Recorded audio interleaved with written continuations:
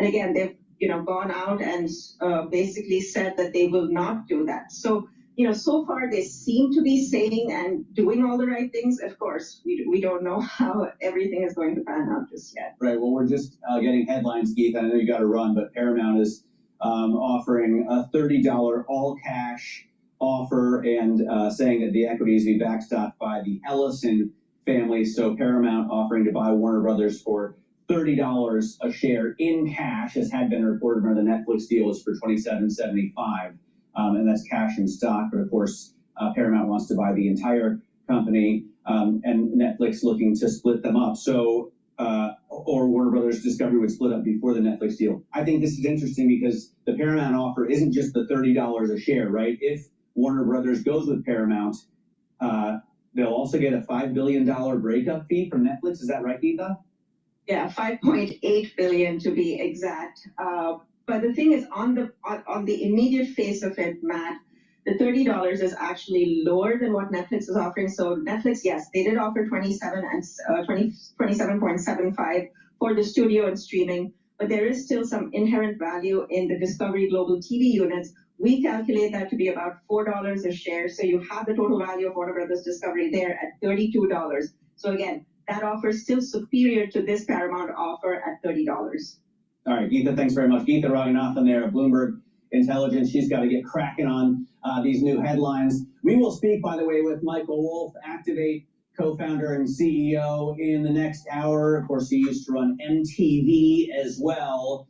He can talk to us about the industry on which he's an expert, some of the regulatory issues surrounding this deal. Now, Jamie Dimon is warning that Europe's slow bureaucracy has driven business, investment, and innovation out, thereby posing a risk to Europe's growth, its ability to finance itself, and hence our stability as an ally. He spoke at the Reagan National Defense Forum. We need a long-term strategy to help them become strong. A weak Europe is bad for us, it's bad for the civilized world, it's bad for the free and democratic world. Bloomberg Caroline Hyde conducted that interview and joins us now, and you have to kind of connect the dots to understand his argument, which is that a weaker Europe is bad for the U.S. and therefore bad for the entire Western world, right? As I guess we look at kind of the West versus the East. And this call comes hot off the heels of what took Europe by shock in the last few weeks, whether or not it's once again in the line of fire is a deal between Ukraine and Russia and what that deal looks like and how much Europe has any sort of say at the table. More brutally, has just come for them is the National Strategic Review. It's basically their national security strategy was put out by the United States administration and basically it lambasted Europe.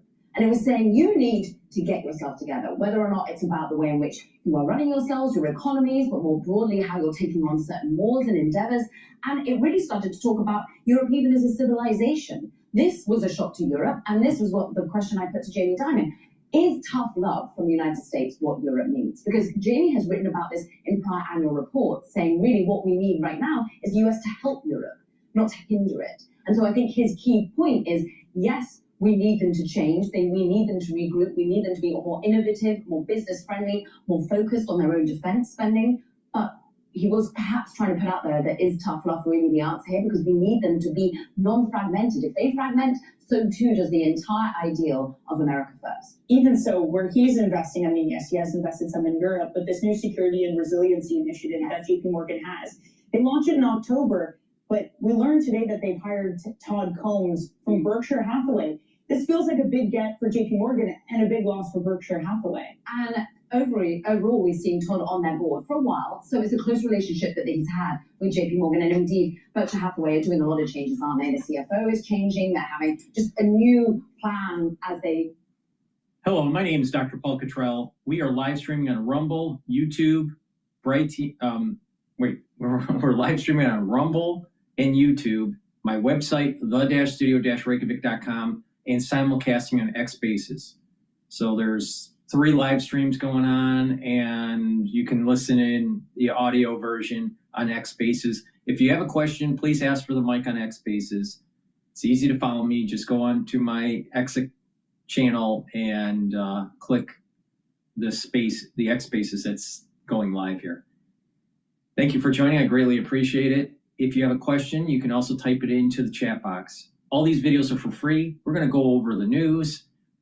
A heavy dose of this news will be about China and Taiwan, but we're also going to be going over the financial markets, any breaking news, anything can happen in this broadcast. Is totally unscripted. So thank you for joining. I greatly appreciate it. Please help support the work that I do because all these videos are for free.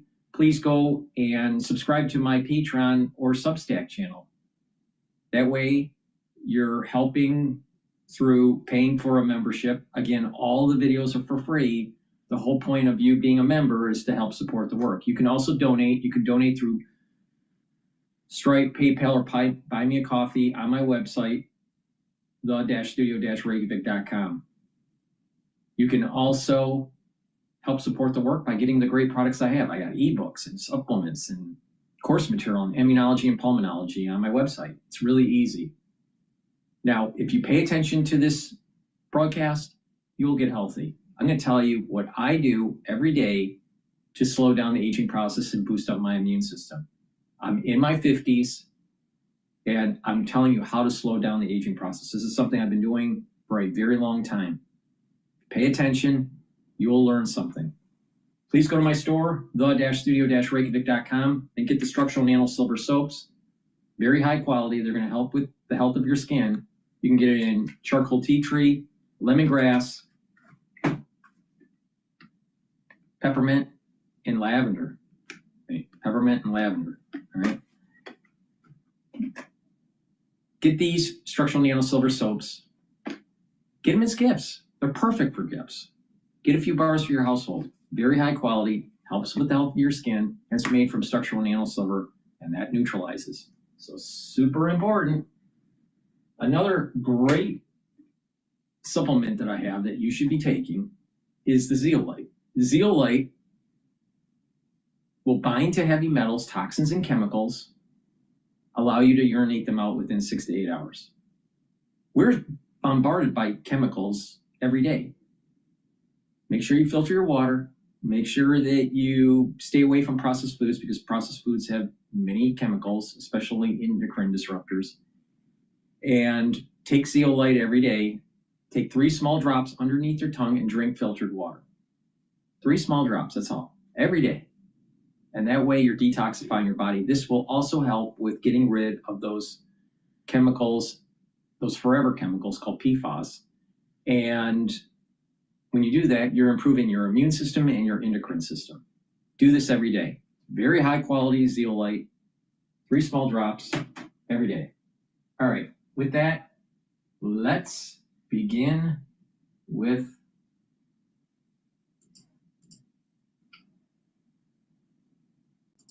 what's going on in Taiwan.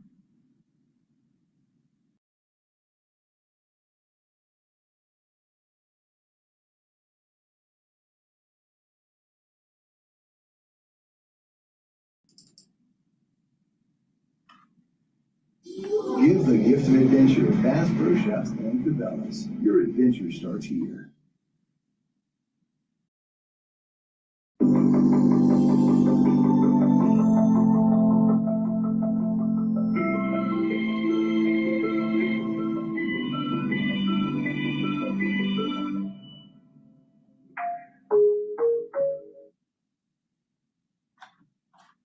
You're watching 5 Now. I'm Austin Westfall. Take a look. Reuters has this. Taiwan and Japan are voicing concern over Chinese military activities in the region. This is coming after Reuters reported that Beijing had deployed a large number of vessels across East Asian waters this week. It's its largest maritime show of force to date. Reuters also exclusively reporting on Thursday that China was deploying a large number of naval and coast guard ships across East Asian waters. At one point, they say more than 100 of them, and they're citing sources and intelligence reports reviewed by Reuters. Hal Kemper, still here with me. He's a retired Marine intelligence officer, host of the Strat podcast. So, Hal, China views democratically governed Taiwan as its own territory. Taiwan obviously rejects that. Why might China be making the moves that they're making right now? Well, they're looking across the South China Sea. They're also looking at the East China Sea. And you have over 100 vessels. Now it has slightly decreased to, I think it was somewhere in the mid 90s or something now.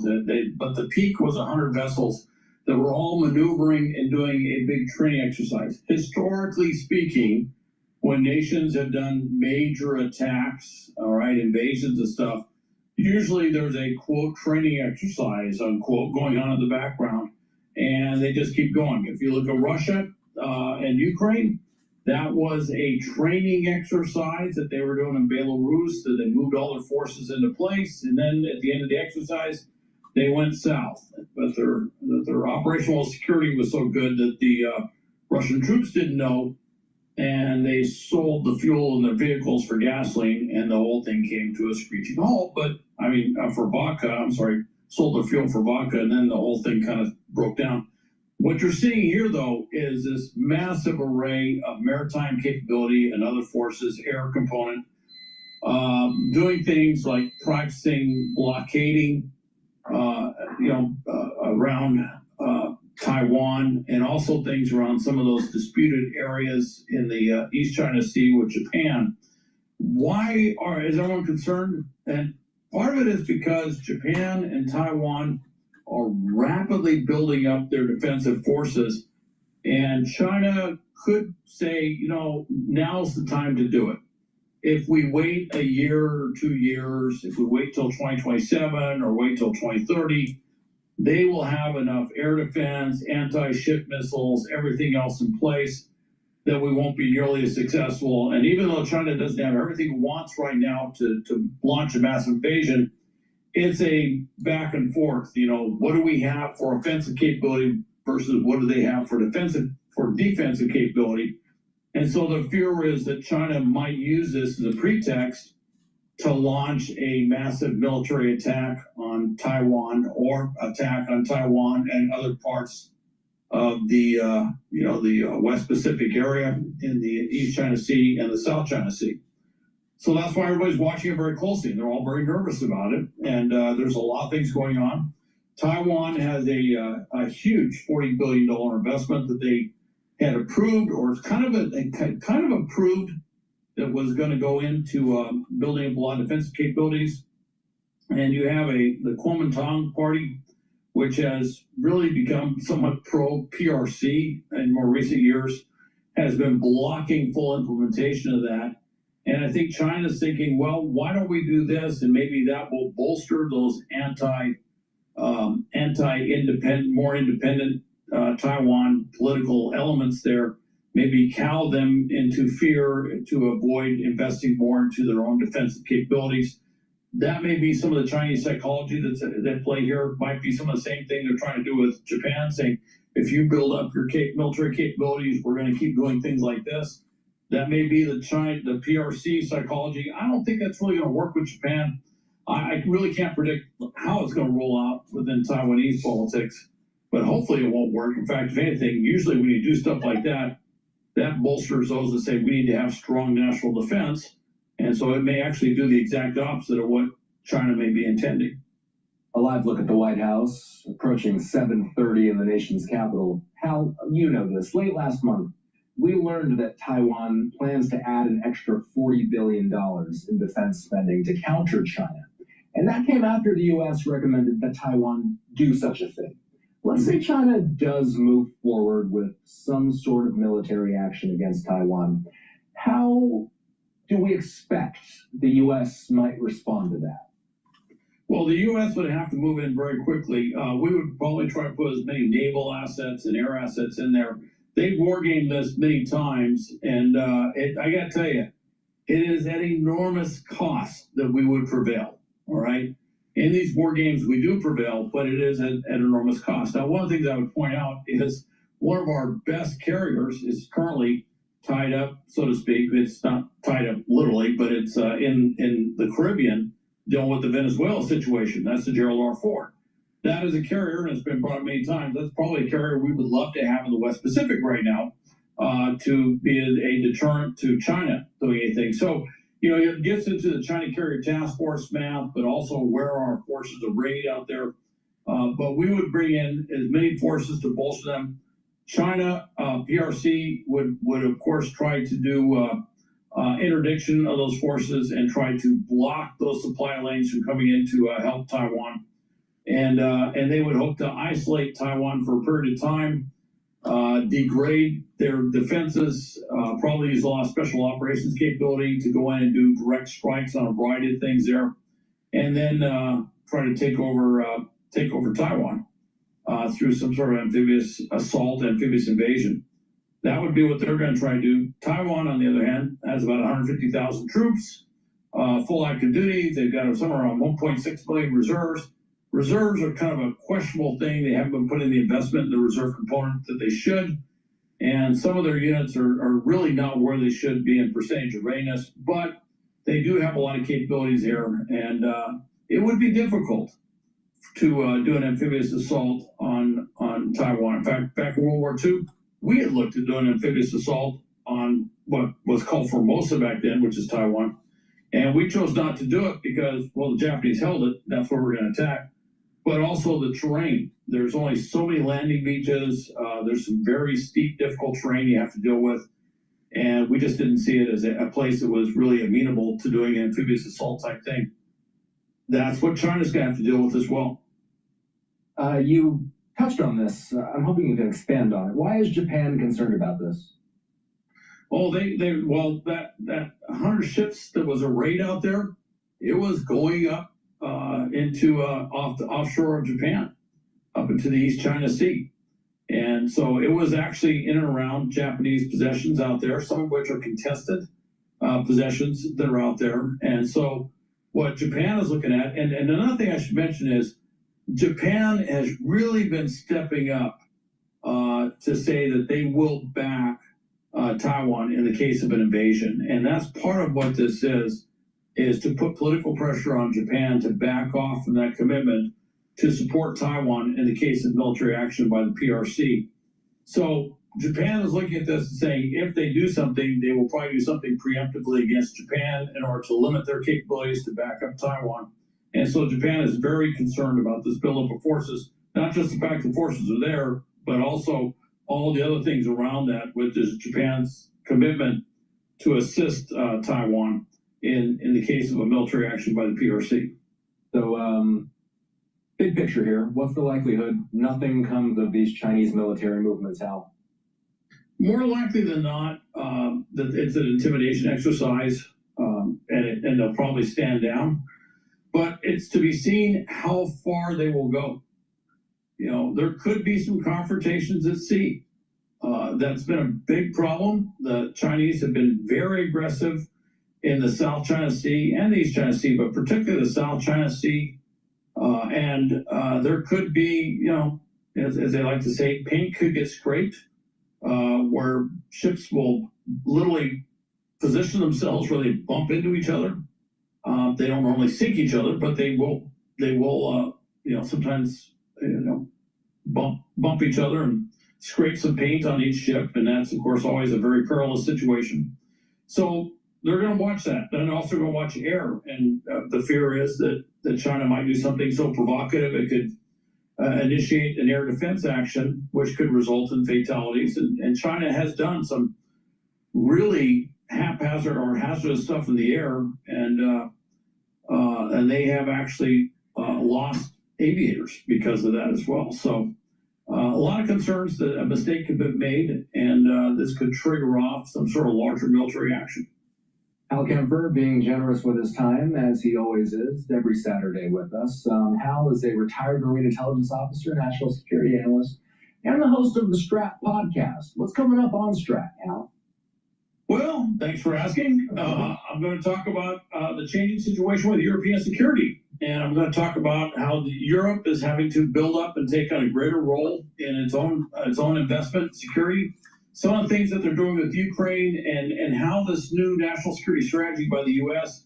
is really changing the way that we're looking at the world, but also changing the way that the Europeans perceive the U.S. commitment to their security. So I'm going to kind of get into the details on that and why it's such a huge shift. And I think it's something that's been coming for some time.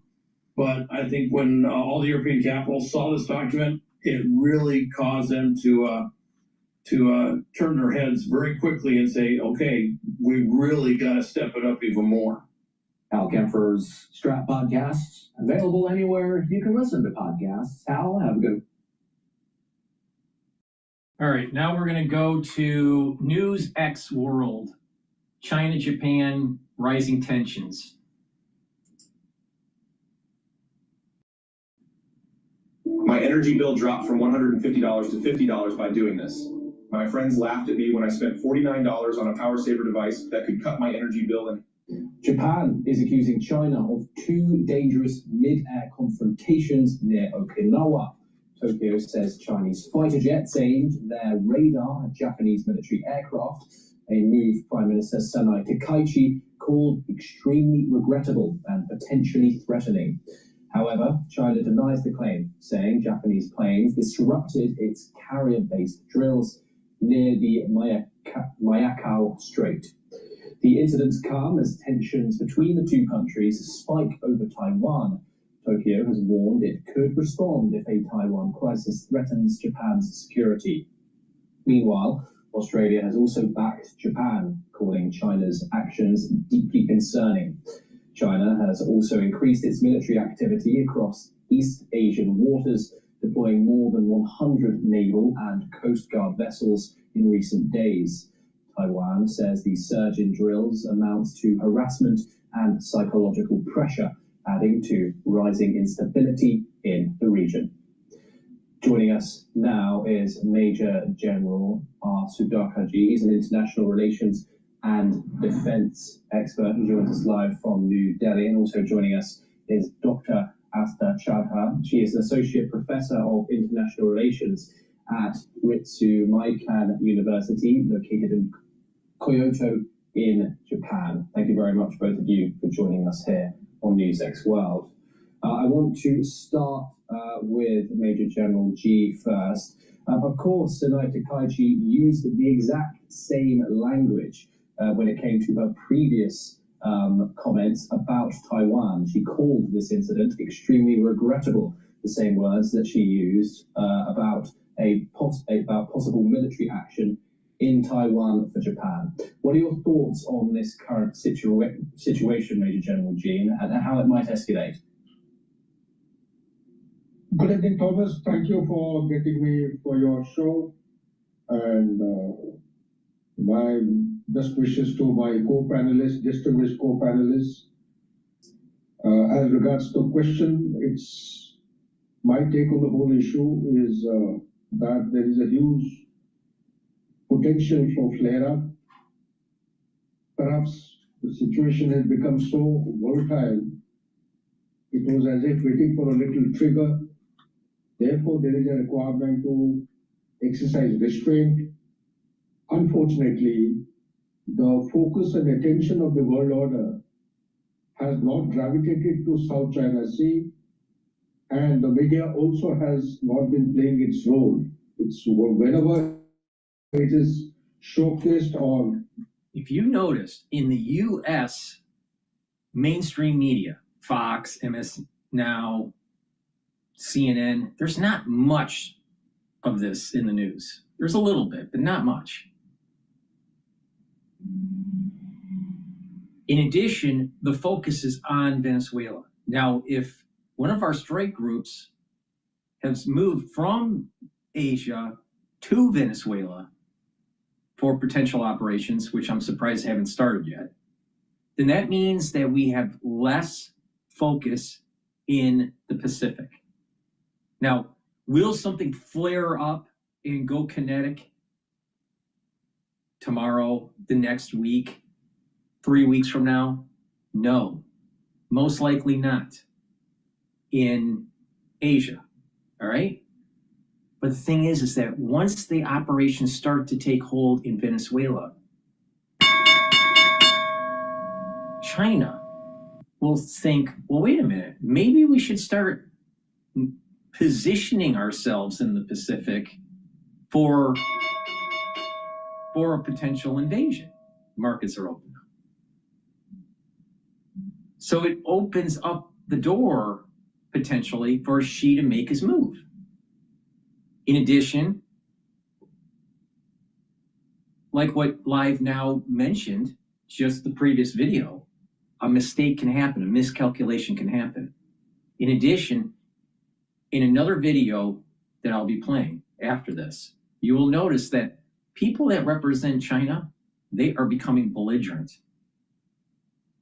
And I'll have my take of why I think what they're saying is just wrong, all right? But we are losing our focus in the Pacific here. And I'm very concerned that Trump will not defend Taiwan the way we should be. So let's continue. But there seems to be a loss of focus here.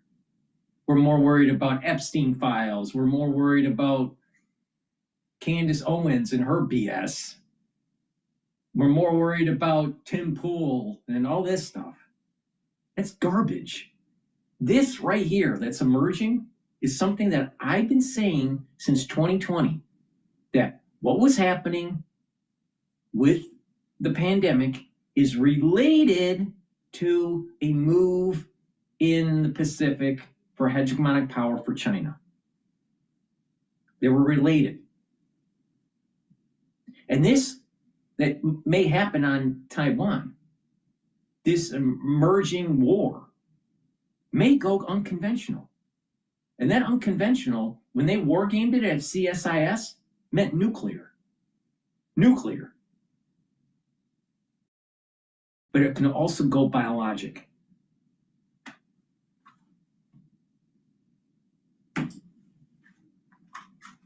Anything to the notice of the people of the planet, it has been merely a Chinese vessel ramming into a vessel of Philippines, and that's all. Now, this particular incident, it reminds me the huge volatility and the sensitivity that lies dormant or lingering since ages between Japan and China. Particularly, if you take your mind back, in 2010, there was a See here, I've done some videos, maybe I'll re-release them, about the whole history of Taiwan, all right? I think it was the telemetry videos. I think I did 3 videos on it, but I'll re-release them. But the point here is that there's a long history.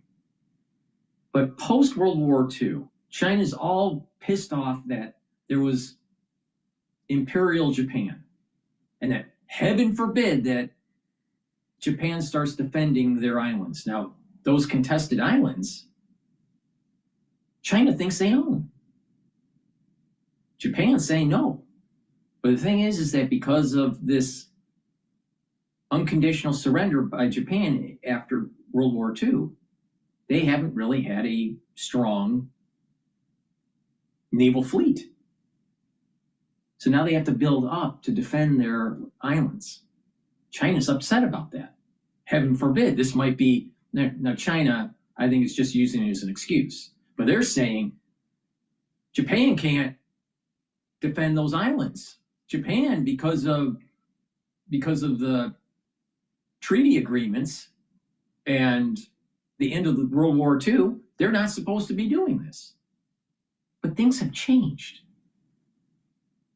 Back then, China was still having its own little civil war between Chiang Kai-shek and Mao. The United States at the time was supporting Shek, not Mao. And then fast forward into Nixon and Kissinger, we started to align ourselves with Mao, but still supported Taiwan with Shek.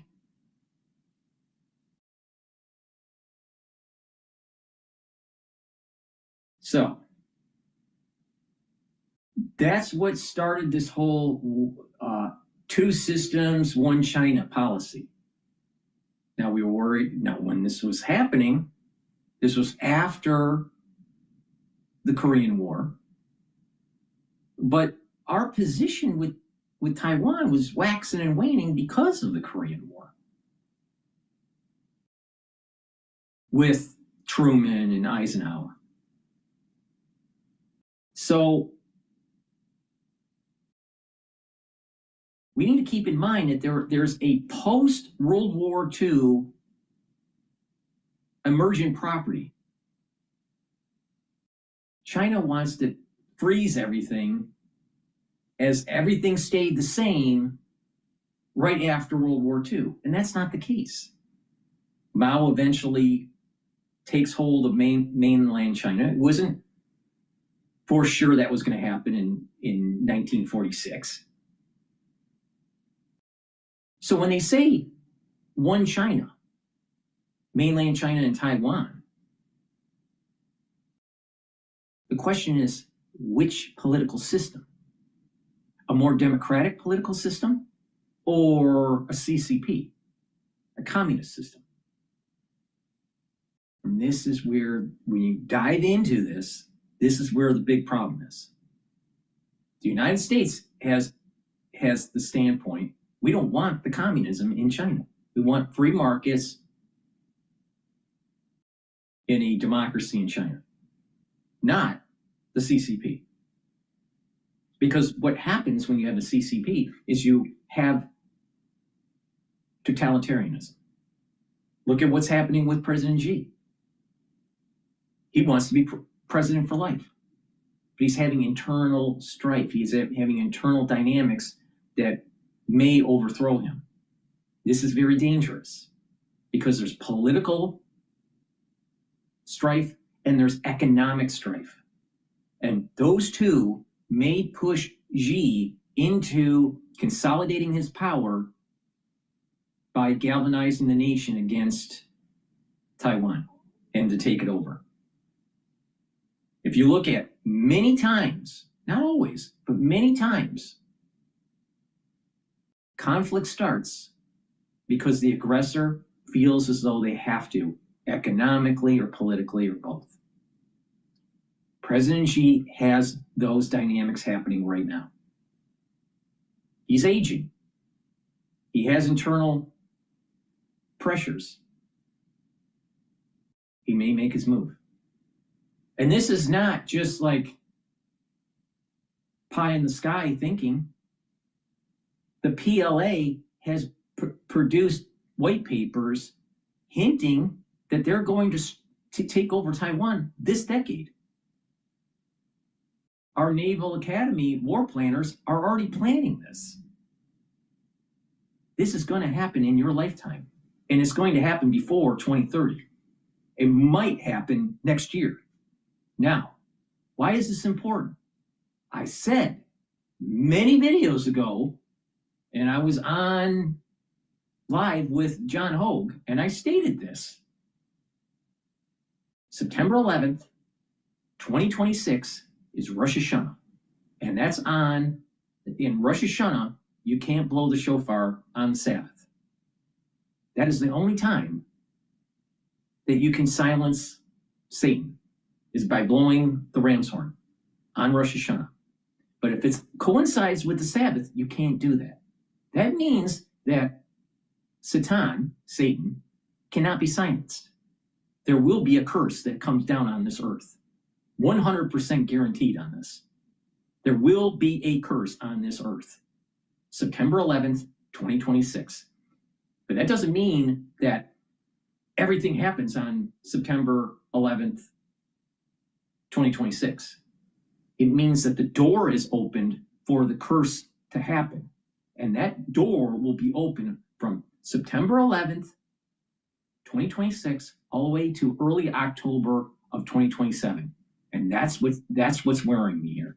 That what is emerging here with Taiwan may literally put the world at war. Now, the question that people will say, why is there going to be a big curse on the world? Mankind hasn't learned anything since 2020.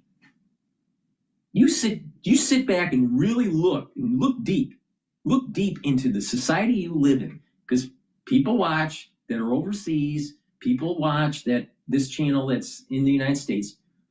Look at your country. Do you think that the country's going in the right direction? Do you think the people are coalescing and being friendly with each other? Do you think that the society's moving forward, or is there an erosion of God, country, and family that I keep on talking about? Is there an erosion of your society? Is there a moral decay? And because of that moral decay, there will be a curse. And nothing was learned during the crisis. Nothing. There was a lot of self-centeredness. There was a lot of fear. And there wasn't enough people standing up and saying, you know what? This is going to stop.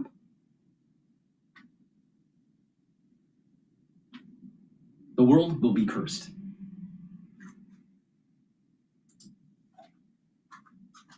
Of China, which rammed into another vessel of Japan near Sikanko Island, if I respect my memory, Diao Island, and the captain of the ship was apprehended. He was subjected to judicial trial, and China has expected for the first time and came out with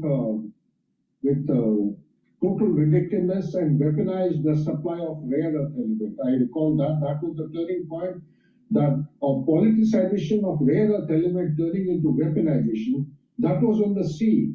Now this incident is very, very dangerous. It is happening in the sky. Anything happening in the sky, we have very little control except for the electromagnetic and the cyber linkages that we have and the satellite communication. So therefore, there is a danger to the aerial platform, there is a danger to the pilot, there is a danger also of crossing each other's border, and this may actually escalate the hostilities and bring about a situation which may be beyond control. Back to you, Thomas.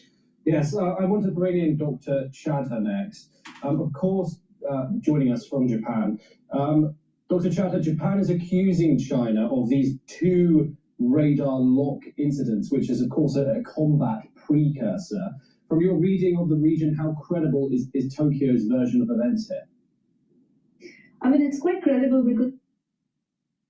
Hey, local businesses, win $10,000 of unskippable billboard media in your city. Qualified entrants and participate... I mean, it's quite credible because it's not just Japan that is responding to this incident, it's Australia as well. And, you know, as we were speaking, there's already been a meeting between the defense ministers of Japan and Australia with regards to East China Sea security as well as the wider security in the Indo-Pacific. So, I mean, the concerns here are twofold. I mean, one is from China's side, China looks at both Australia, Japan as nations that have started voicing their concerns with regards to China exercising its influence in East China Sea. They see China looks at Australia and Japan trying to respond in a very aggressive manner when they use the words such as, you know, equating Taiwanese security with that of the Japanese security. But on the Japan and Australian side, they're trying to at least keep the peace or trying to at least, you know, not escalate further. They've lodged their, you know, disapproval with China's behavior. They've said that it is, you know, it is a serious violation of their of Japanese sovereignty in some way, or it is in a way is being seen as an escalation of conflict, or because, you know, of what's happening with the Japanese jets being, you know, this whole idea of a long fire control radar on the Japanese jets. This is seen as a violation. However, we must understand that, you know, these incidents are it is not just a new or one-off incident. Previously, Taiwan had shared intel with its Indo-Pacific partners stating that China was conducting such drills and it was targeting any foreign vessel close to Taiwan as well. And you know, this is part of the China's gray zone tactics. So overall, at least from here, speaking from here in Japan, there is a serious concern. At the same time, it is not that escalatory that Japan is worried, because Japan has partners. Countries like Australia, United States do understand the vulnerability of Japan geographically and even diplomatically. So Japan is not alone in this. That being said, the relations between Japan and China are worsening, and they have definitely touched a low, as my fellow panelist was earlier mentioning. They've definitely touched a low, and we're seeing an increasing, just as he mentioned, securitization or weaponization of, you know, whether it's... Think about this. Think about this really carefully here. She was talking about the gray zone tactics by China. Locking in on aircraft, on naval vessels, scraping paint, as the general was saying.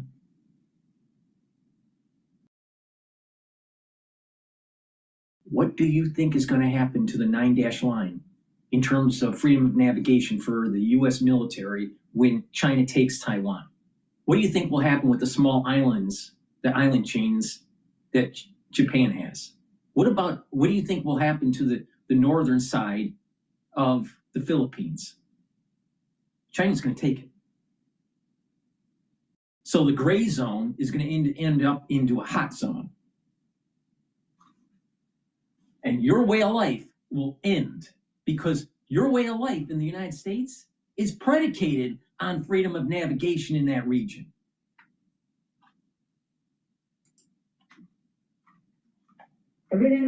From China. So we are looking at the region continuing to face this heated situation for a while. Yes, and Dr. Chadha, I just want to stay with you. This is Prime Minister Sanai Takaichi, Japan's first female prime minister's first major security crisis in office, and this is. Still think Candace Cohen is really important? Candace Owens, I should say.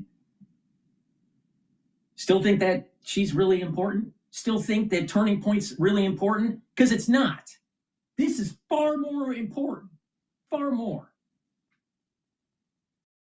Turning Point's bullshit. Tim Pool's bullshit. And Candace Owens, bullshit.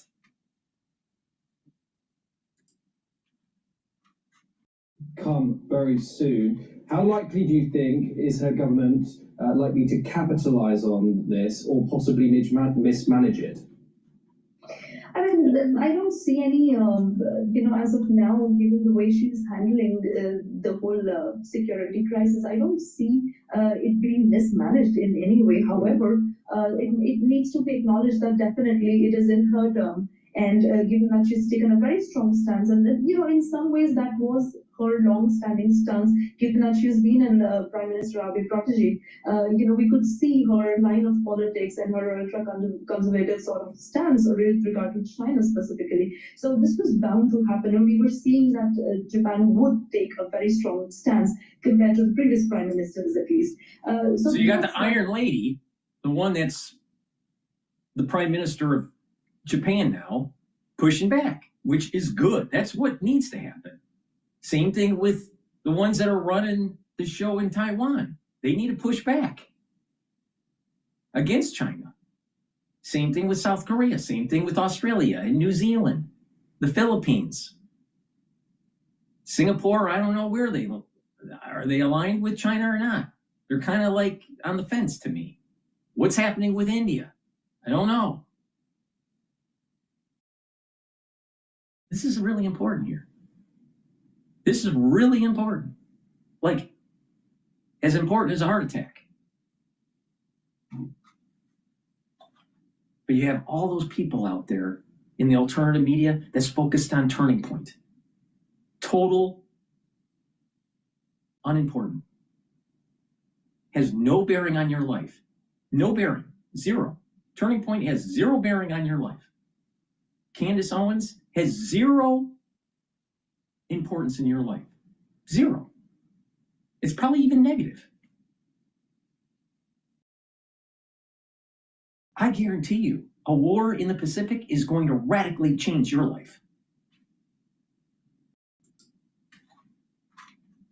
However, I must also point out that this is not just a very, international or bilateral issue for Japan. There's also a lot of domestic politics engaged in the way Prime Minister Takaichi is, responding to this crisis. And I'm speaking this in the backdrop of the kind of sort of rising discontent that is rising in Japan with regards to the foreigners, or with the fact that Japan is trying to tighten its land ownership laws. And, a lot of those are not specifically targeted at Chinese, but it does happen that a lot of East Asians are the ones that end up buying lands in Japan, or maybe, they end up owning properties in Japan.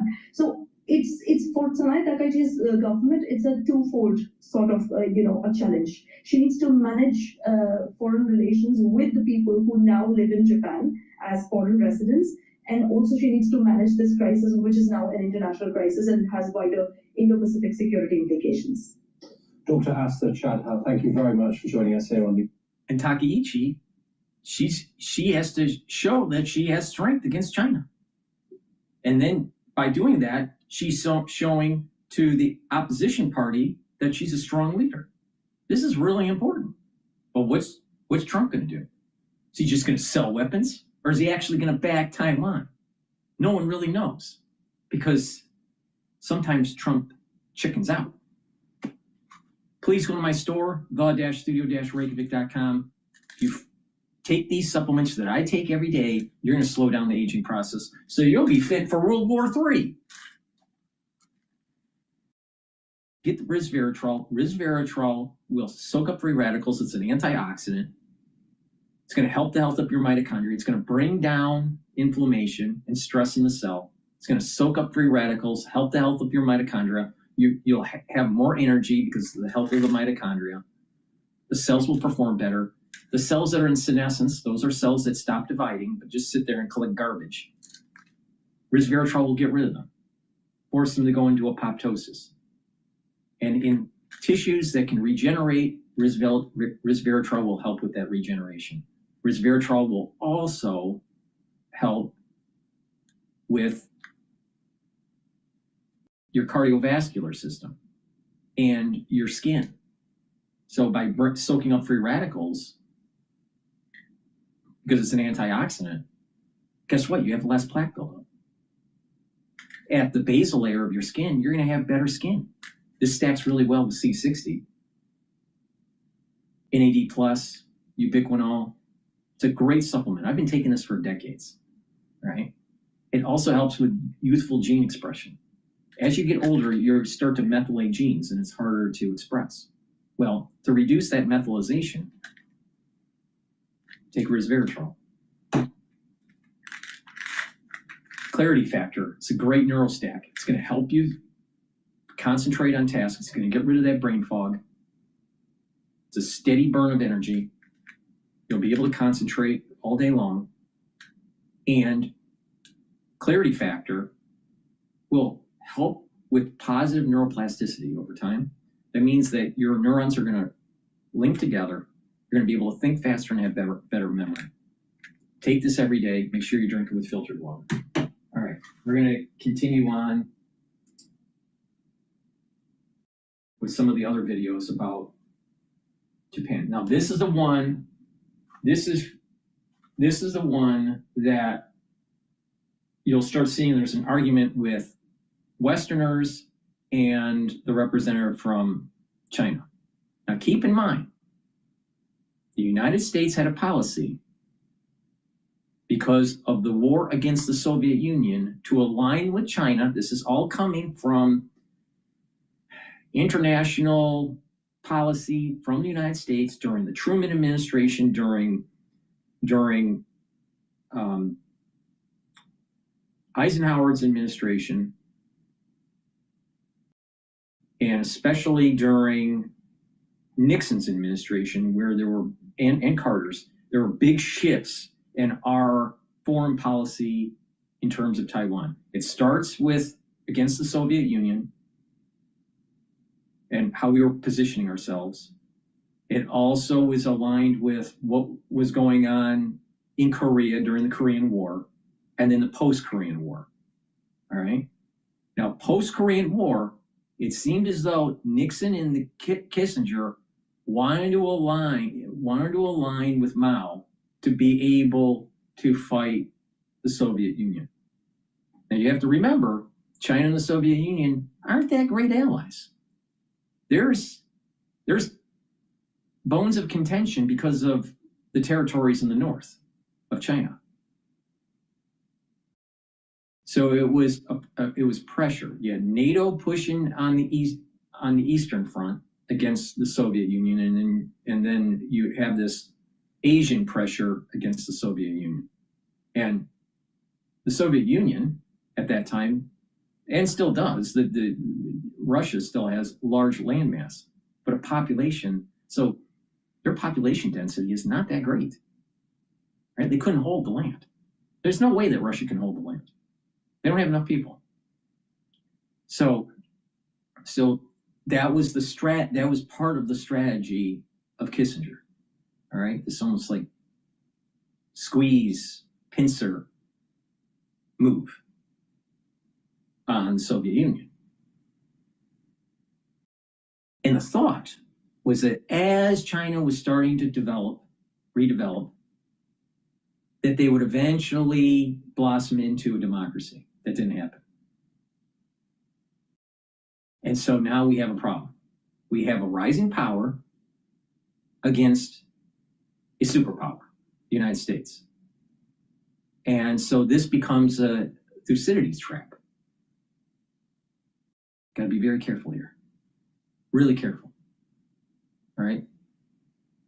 People need to pay attention to what was going on in Sparta and in Athens. Okay, with that, let's play the video. But this Chinese representative keeps on mentioning what the agreements were right after World War II. Well, wait a minute here. Things have changed because of the rising power of China to circumvent the hegemonic power of the United States. That was not the case in 1945, 1946.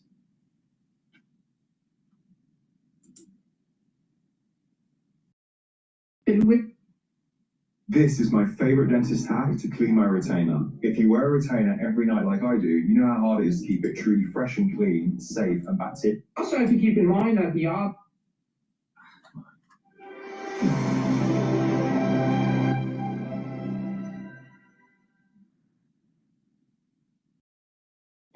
Data everywhere, and not an insight to see. It's overwhelming. Customer usage stats, dashboard data, leads. Combat ready by 2027, Taiwan says it's time to beef up its defenses. The disputed state believes China is preparing to take the island by force within 2 years. Will it? And how would the US respond? This is Counterpoints with me, Millie. This is not just me saying this. The PLA saying it.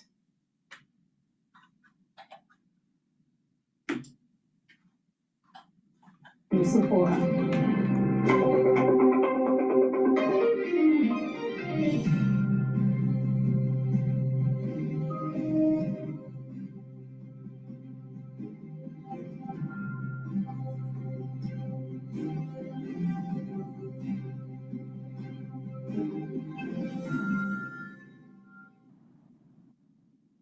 A technology powerhouse and strategic key to China's east coast, Taiwan has long lived in troubled waters.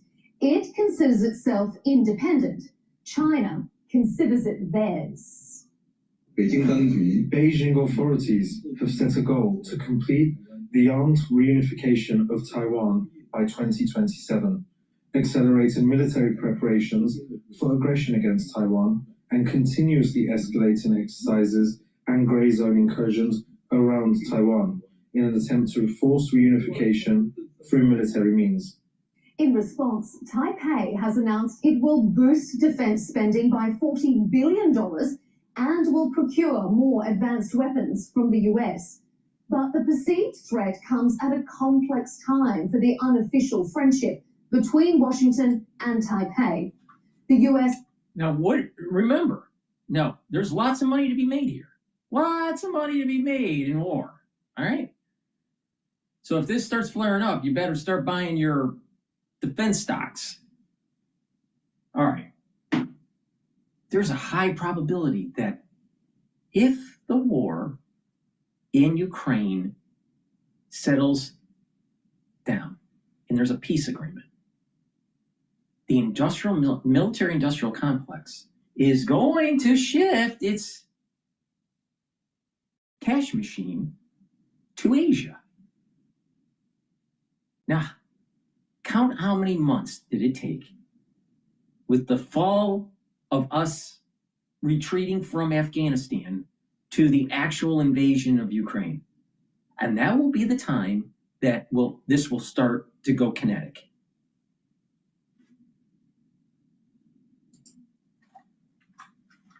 and China have reached a fragile truce in their trade war. So some analysts question whether President Trump would jeopardize that in order to support Taipei.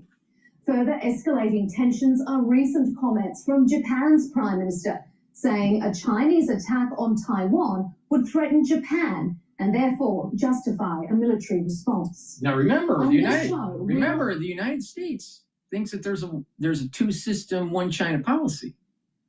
We never said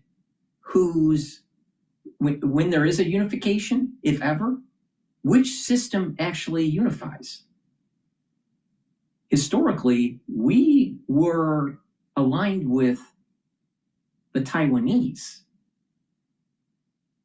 being the rightful Chinese leaders, not the descendants of Mao in the CCP. So, but you'll hear from the CCP representatives that China needs to be unified and they deserve it, right? Well, and that there was a treaty, or not a treaty, unconditional surrender by Japan. Okay, all right. Maybe there will be unification of Taiwan with mainland China. The question is, which governing system?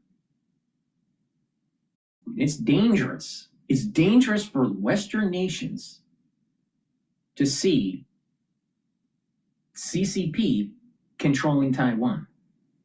Because what will happen is when there is a downturn economically, or maybe a major recession or a depression, maybe it's 20 years down the road, maybe it's 10 years down the road, whatever, you'll have individuals in your society grabbing for socialism and communism. Just take a look at what's going on in New York City with Mondani. He's a Marxist. They're going to look for top-down government.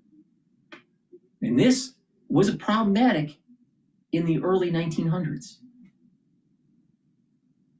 in the United States.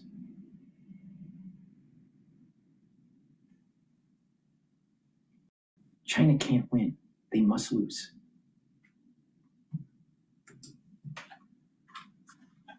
Is China really preparing to take Taiwan by force?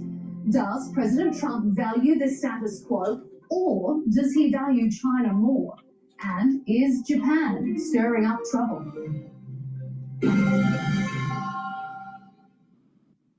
Joining us for this discussion from Taipei in Taiwan is Ross Feingold, a political analyst who also serves as director of the Association of Americans Resident Overseas. From Beijing, joining us is Victor Gao, Vice President of the Beijing-based Center for China and Globalization. And rounding out our panel here on Counterpoints from London is Victor,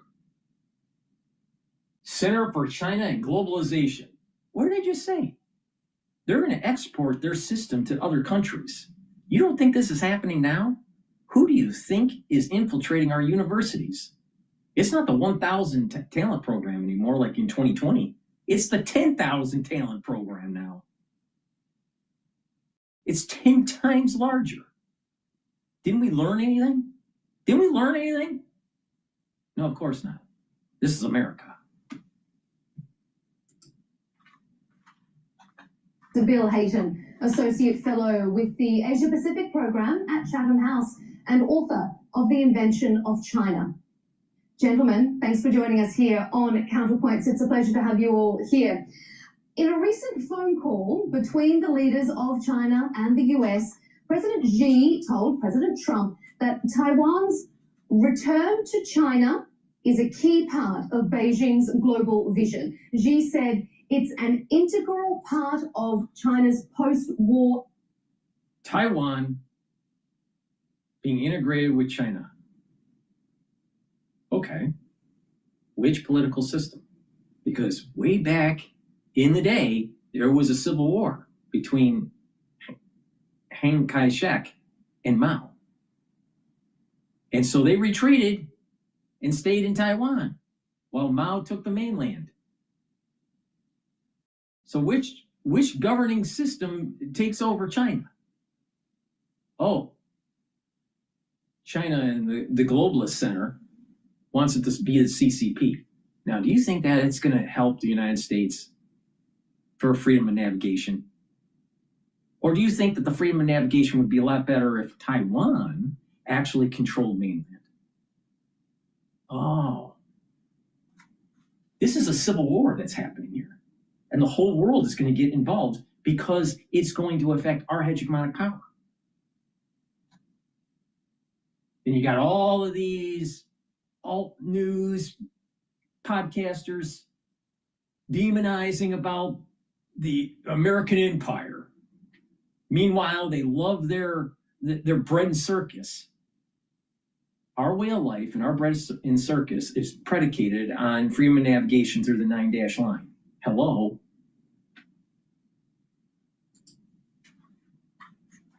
International order. In China's eyes, Taiwan's future is inevitable. And if you look at the activities of several of China's Indo-Pacific neighbours, they appear to be preparing for some sort of escalation. For example, the Philippines has recently signed a defence pact with Canada to boost its standing and its defences in the South China Sea. So, Victor, I'm going to go straight to you first. Now, that sound like, a really strong President Trump when the Philippines has to call up Carney from Canada and say, help us out. I'm worried of the taco trade with Trump. Trump always chickens out. I'm telling you, this is a big problem with him. Now, I voted for him for 3 times, and I think he's a great president. But I'm really worried when it comes to getting the job done, when it comes to using military force, he doesn't go all the way. Oh, but DrPaulCottrell, he bombed the nuclear facilities in Iran, but he didn't kill the Ayatollah. See my point?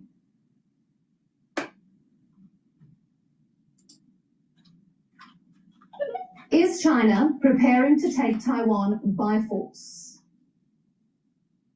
Taiwan is part of China. There is only one China, as declared by the Declaration of Cairo, as well as dictated by the Potsdam Program.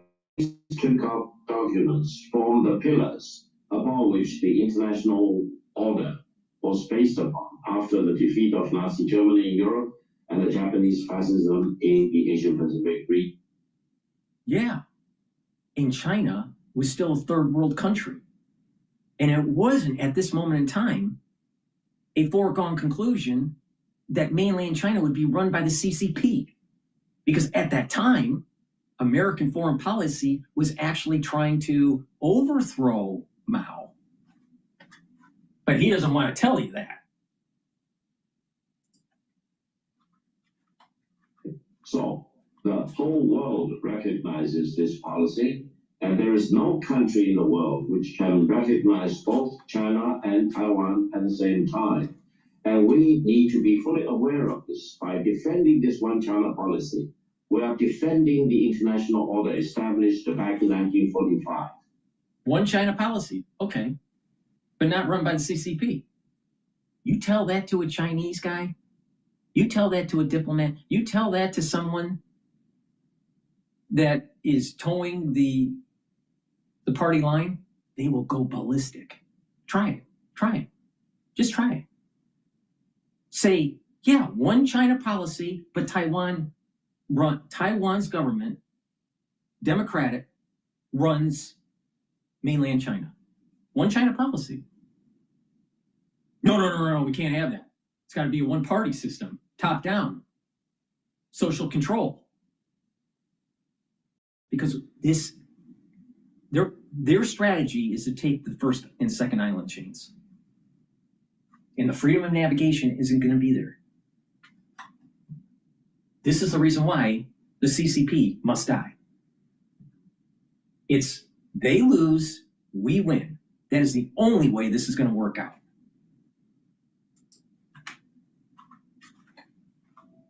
Ross, you're in Taiwan. Heating companies get pissed when you do this, but they can't do a damn thing about it. This heater warms entire rooms in under 2 minutes, slashes heating bills by 90%, Ross, you're in Taiwan. How do you interpret what Victor has said? Well, even if what Victor said is true, there's still a reality that we all have to deal with, and policymakers around the region and around the world who consider themselves stakeholders in this issue. And there's no denying that other countries further afield feel that they are stakeholders. So even if China says it's an internal affair, obviously other countries, not just the United States, but increasingly European countries, Australia. Yeah, that's an internal affair. Why doesn't the United States just stop trading with China? See how fast they implode? Because their economy sucks. They overbuilt. They got ghost cities. They've overspent. They have a declining population because of their one-kid rule.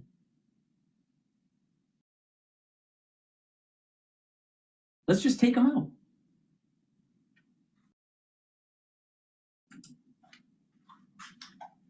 Japan, they consider themselves stakeholders as well. And the reality is that since the end of the Chinese Civil War in 1949, Taiwan and China have been separately governed. That's just a fact. They are separately governed. And the only way to bring about unification would be either a peaceful way or by force. And at the moment, China's position is very clear that they reserve the right to use force. And that's why we see other countries, including here in Taiwan, they're responding to that with their own military moves. Again, that's just a reality. That's not a biased position that I'm stating. I'm just stating the facts that the two sides have been separately governed. And the people are preparing for the possibility that China will use force. Victor, I'm going to bring you in. It goes back to a really simple concept. No one deserves anything. You got to fight for it. Do you deserve your Constitution? The answer is no. If you don't fight for it, if you don't protect it, you don't deserve it.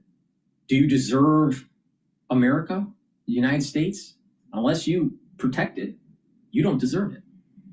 The same thing in Taiwan. If they don't fight, if they don't protect their land, they don't deserve it. But the same thing in China. They don't deserve to take over Taiwan. The thing is, you have to defend what you want. Now, you might fall into the category, you might say that this is, some sort of might makes right doctrine. But the reality of the situation is this. This is what's happening in the Middle East. Forget about what was promised to the Jews. The bottom line is this.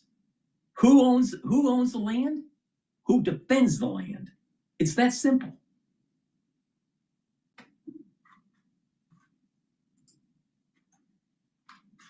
Bill, but I just want to get a quick response to you from that, Victor, particularly on that. Unification is either peacefully or by force, because even though you say that it is one China, a lot of countries, particularly the US, do not support a unilateral. And think about what one China means.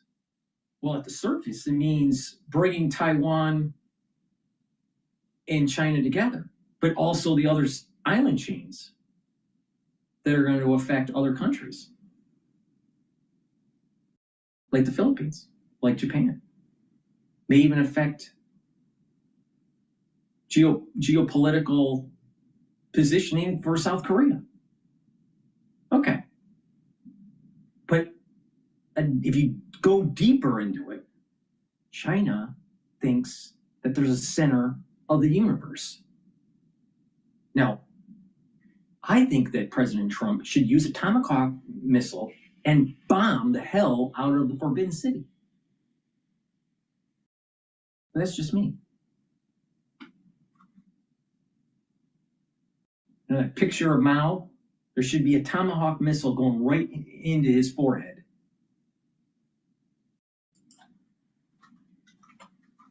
Change to the status quo, which is, as Ross said, they are governed separately. So any change to that status quo, is it going to be peaceful or is it going to be by force?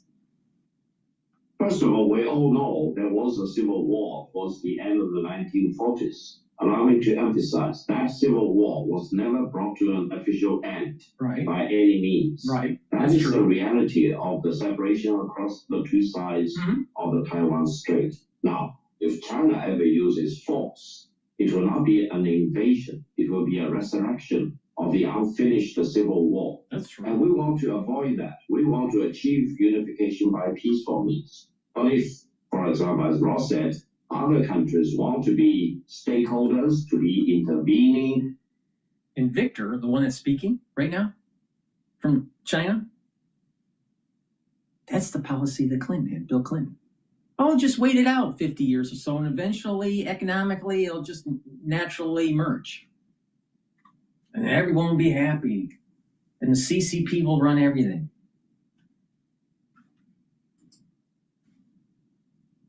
Situation, there will be the resurrection of the unfinished civil war. And I don't think any country in the world, including the United States, wants to shed the blood of their soldiers to be involved in a resurrected civil war across the two sides of the Taiwan. But the problem is that if China wins, the 9-dash line freedom of navigation stops for the United States. And it affects a whole change in the political homeostasis of that region. So it's way beyond just a civil war. Their civil war is going to eventually force us to get involved, which is important. I'm afraid that our president, Trump, is going to chicken out because he usually does.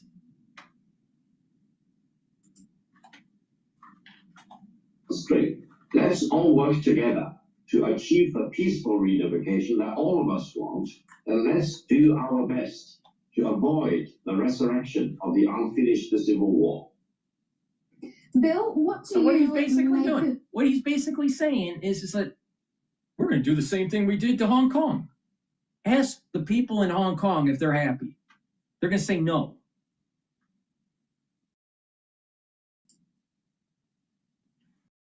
Bill, what do you make of that?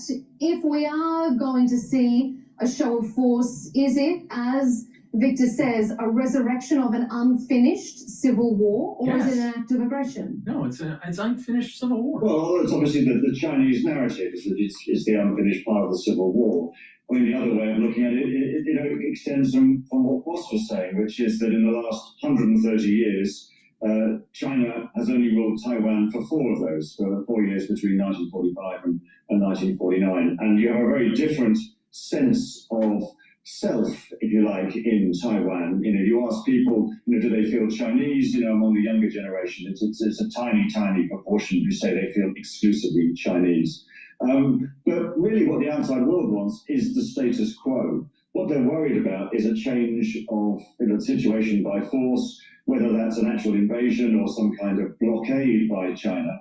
And if that, if there was any change to the status quo, I think it would unleash a whole series of really dangerous dominoes. I think Japan would try to develop nuclear weapons, and it probably has the skills to do so within months. That would probably trigger South Korea to develop nuclear weapons. We'd have all kinds of unforeseen consequences from China taking unilateral action over the status of Taiwan. Well, Ross, remember what I said about unconventional warfare. CSIS said that there was going to be when they did these simulations, many of the iterations of the simulation, because they ran 25 or 40 of them, many of them went nuclear. But there are other unconventional warfare means to prevent a nuclear holocaust. The United States might need to drop biological weapons. Keep that in mind. Keep that in mind. Get the whole region sick. This H7N9 might need to be dropped as a weapon.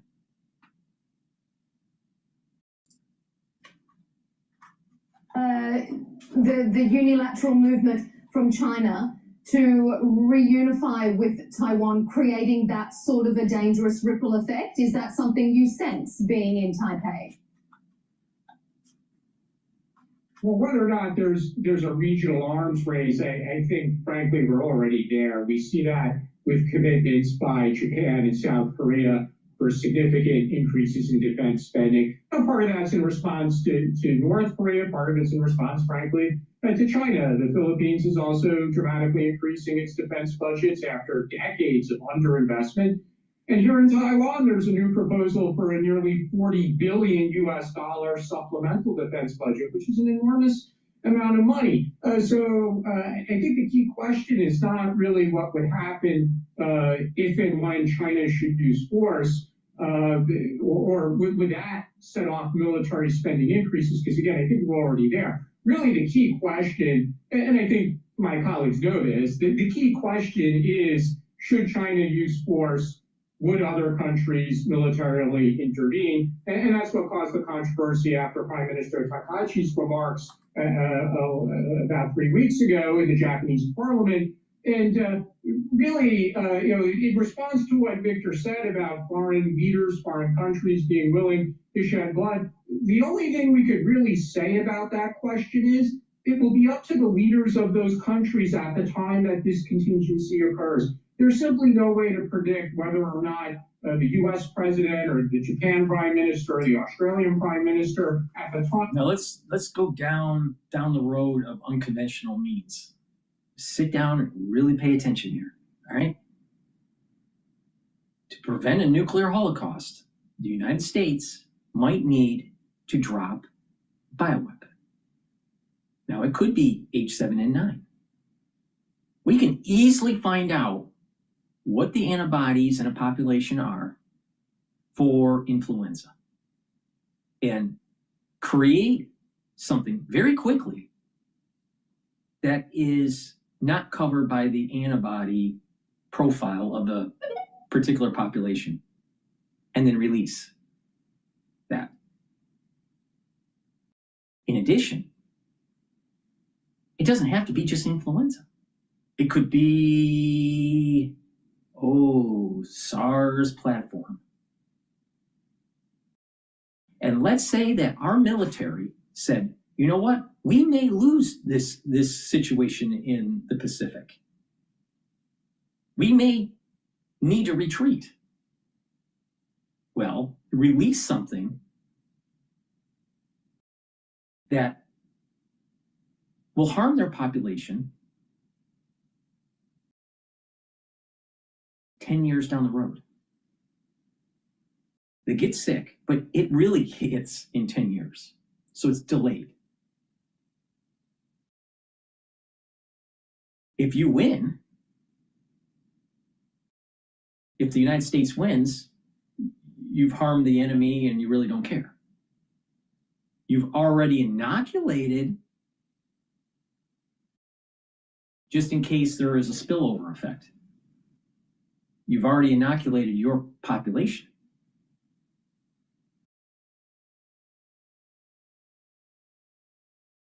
Now, if they win, if the Chinese win, we retreat. We've lost our hegemonic power in the Pacific, but in 10 years, something major happens to them. And they're weakened. And so this is like a 10-year war where we come back and take it. So they advance, they get sick, and then we come back and take. Now, the Chinese aren't dumb. They do biological weapon development. They could say, you know what, before we make our move in Taiwan, we're going to start releasing biological weapons in the United States. And the Chinese now gets the Americans sick. Meanwhile, they've inoculated their population before they make their move in Taiwan. So it's not out of the realm of possibility that biological warfare coincides with this.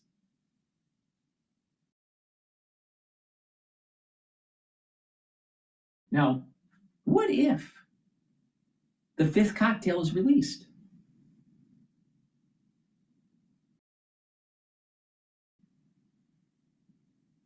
What are you going to do?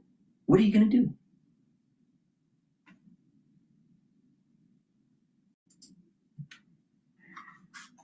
As such an event occurs, would they be willing to dispatch their military and engage in what would be a hot war with China? Victor, what do you make of that? I mean, jump in, please. If you feel you want to respond to this idea of can you imagine a nuclear-armed Japan and South Korea in response to China's actions in Taiwan? That's a big risk for China to take, is it not? It's not just nuclear weapons, honey. It's an arms race in biological warfare.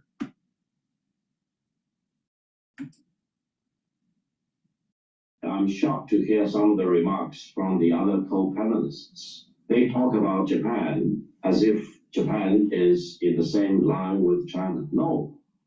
If you read the United Nations Charter, there is a particular clause called enemy state. And Japan is an enemy state as far as that clause is concerned.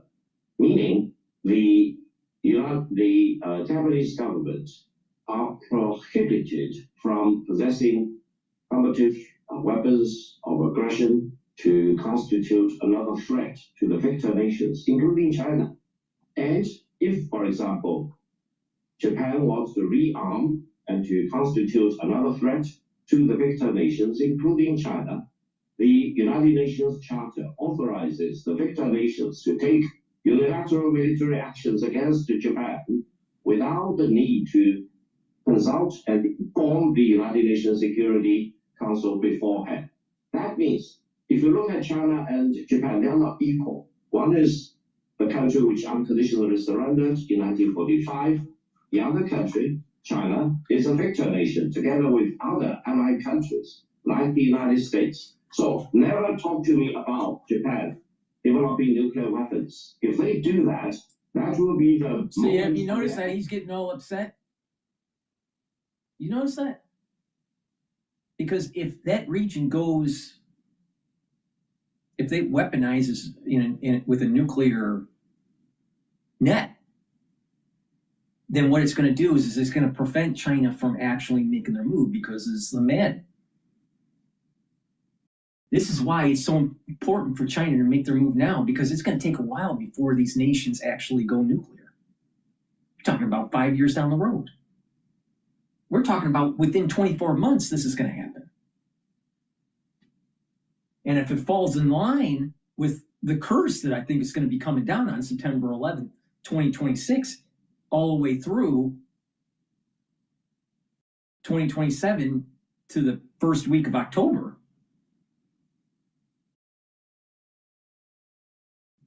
that's pretty dangerous. I mean, this is coming. This is soon. And I'll tell you, there's a high probability of a weapon development, a weapon to be released that's biologic on either side, by the United States or by China, or maybe both at the same time. Who knows? Because they will constitute threat to China, and China has all the power and the authorization to destroy that new menace from Japan. China will never allow Japan to become another militaristic or pacifist country because of the prohibition of the United Nations Charter. And that is part of the condition upon which Japan unconditionally surrendered. And no one should even think about Japan raising its head of fascism again to threaten China. Bill, Takaishi doesn't look like she's a fascist. Does she look like Hitler? Does she? Does the Iron Lady look like Hitler? I mean, come on. This is the problem with the Chinese. They think it's their birthright to be the center of the universe. And they are going to have hubris once they control the island chains. Now, the question is, because the United States in so much debt, and we're going to have to spend a lot of money pushing back China, and at the beginning, we may not even be forceful. Some of the simulations show that we lose 25 or 50% of our Navy. You think we're going to be able to build that really quickly? No, not like the way we did in World War II. And we have all this debt already. From Lehman, from COVID, from the war in the Middle East that never ended.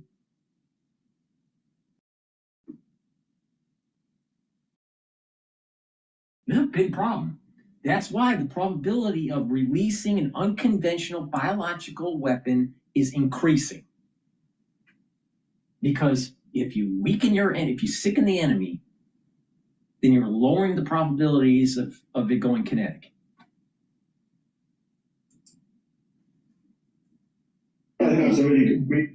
Is your team spending more time on timesheets than their actual work? Deltek Replicon simplifies time tracking by automatically capturing and verifying employee hours from the tools your team already uses. Try it today for free at replicon.com.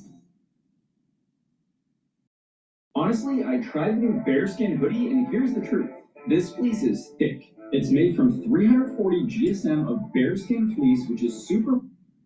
Bill, do you want to Well, I jump think that's in? a really good reason for why the status quo should be preserved. I mean, if you don't want to unravel the post-war security order in East Asia, then preserve the current status of Taiwan and carry on with business as usual. I think that the picture's made a very strong case there for prevention. Exactly, but the Chinese don't want that. Now, watch what the representative from China, Victor, how he responds. Because what happens is that it's about control. It's not about peace and harmony. It's about control. They want that whole control of the 9-dash line. That's going to affect Japan. That's going to affect South Korea. That's going to affect the Philippines and everybody else that needs the freedom of navigation. China is trying to build out.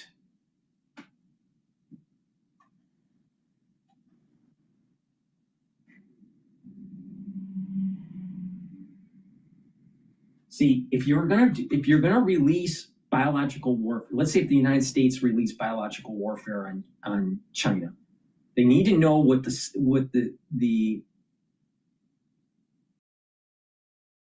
antibody profile is for certain pathogens. Let's just say if you just take two, for example, influenza and SARS, all right? Understand what the antibody profile is.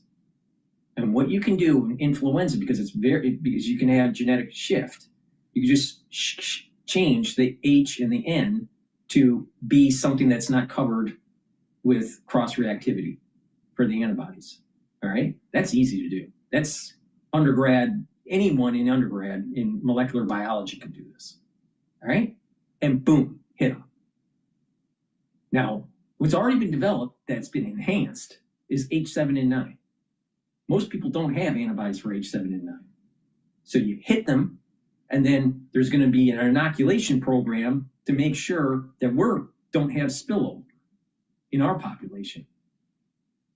You can easily get that into the population by just saying, oh, just get your influenza shot. Or every time you get a shot, you also get an influenza and you don't even know it. And the military just forces it, but you don't even know. Now, that's to prevent the spillover. And then you hit them. They get sick. And then you start moving in with defensive means to prevent an invasion. Now it doesn't have to be H7N9. It could be something else. It could be like, some other combo that isn't covered. But H7N9 is a really good candidate. All right. Now, if we're looking at the SARS platform, it has a large payload. That genome is large. And you can add stuff in there. That was the reason why they did it. They've already spiked it. They've already created a spike protein that can attach to many different receptors. All right? So you can dial in the lethality. You can put in the genome proteins from HIV that actually bring down the immune system. But it's something that takes a while for it to hold. So you get sick, they're weakened, it spreads, it lasts for a few months, maybe a year. But as these proteins are coding and they get integrated, you start shutting down the immune system and cancers start to pop up after 10 years. HIV, you don't get full-blown AIDS right away. It takes a while. And you got a payload that can do it. Now, it's an ethical question. If you're trying to prevent the loss of your hegemonic power, if you're trying to prevent 15, 20 million people dying from a nuclear war, is it something that you should do or should you not? It's not an easy answer. It's not an easy answer. I've spent a lot of time thinking about this. It's simple people would just say, no, don't do it. Simple people that don't really think about it and just say, do it, is also wrong. It's a deep, deep, deep ethical question here.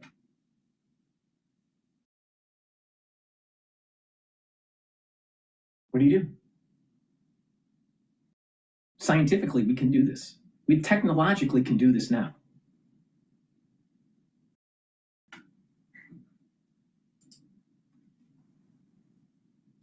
A whole series of unforeseen consequences from China attempting to change the status quo over Taiwan.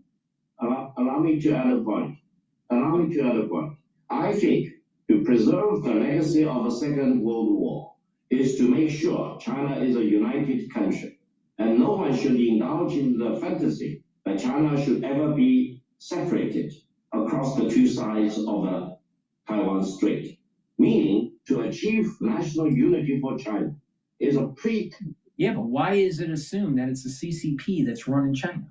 Why can't it be a democracy? Why can't the Taiwanese run mainland China? Why is it the other way around?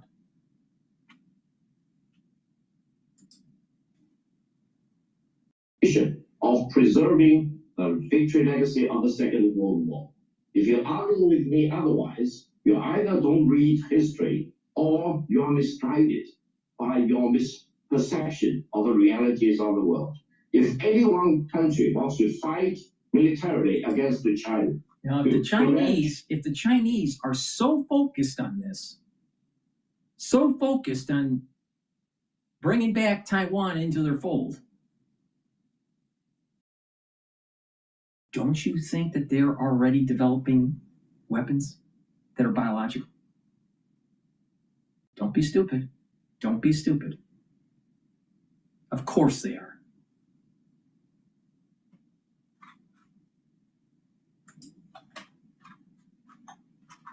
Reunification. He or she will be doomed to failure.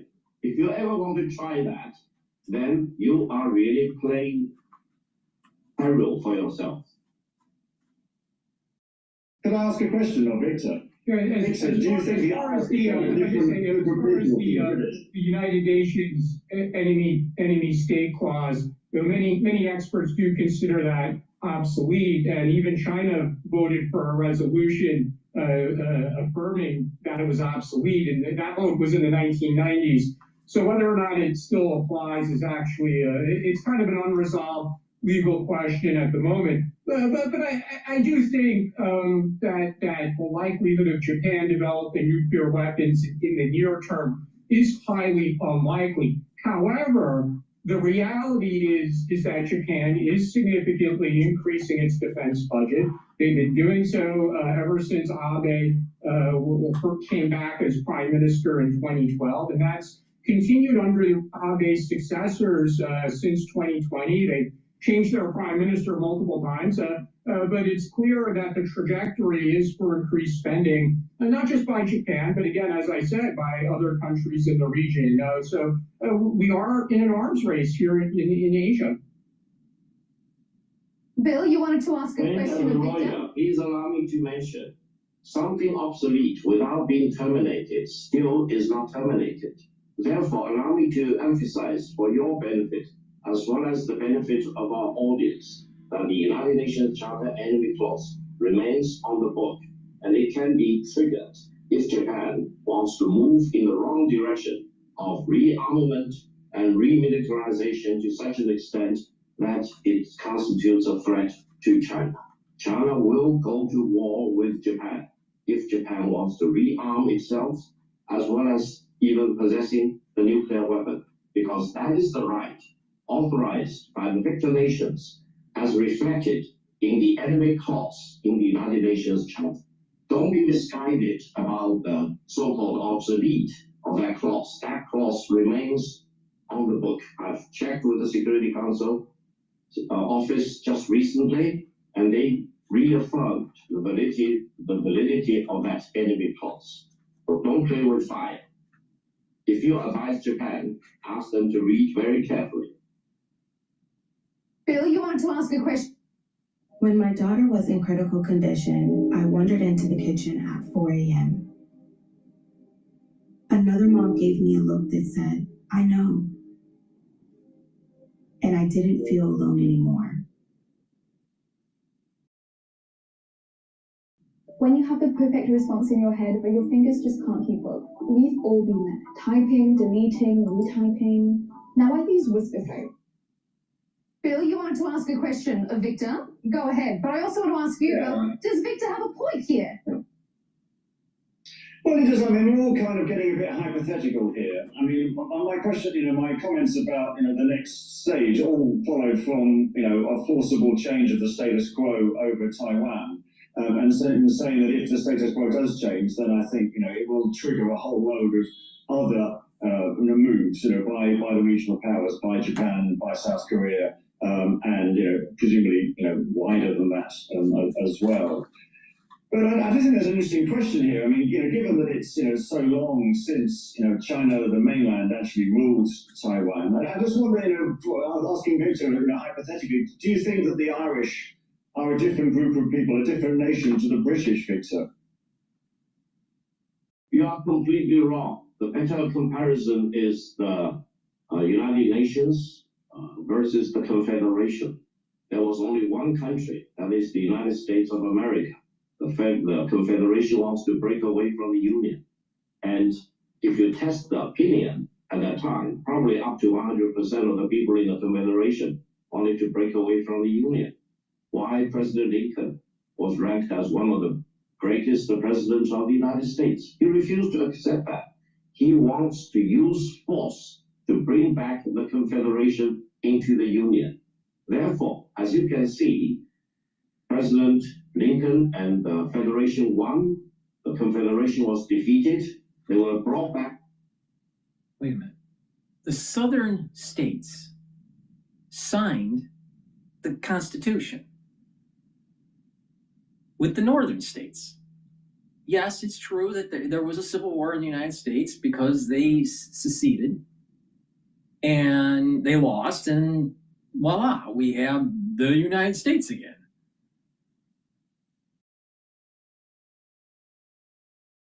That didn't happen with mainland China and Taiwan. There was a civil war on the mainland, and Chiang Kai-shek left to hide, thinking that maybe Mao would be overthrown or whatever. He was in Taiwan, and then there were Mao factions fighting Chiang Kai-shek.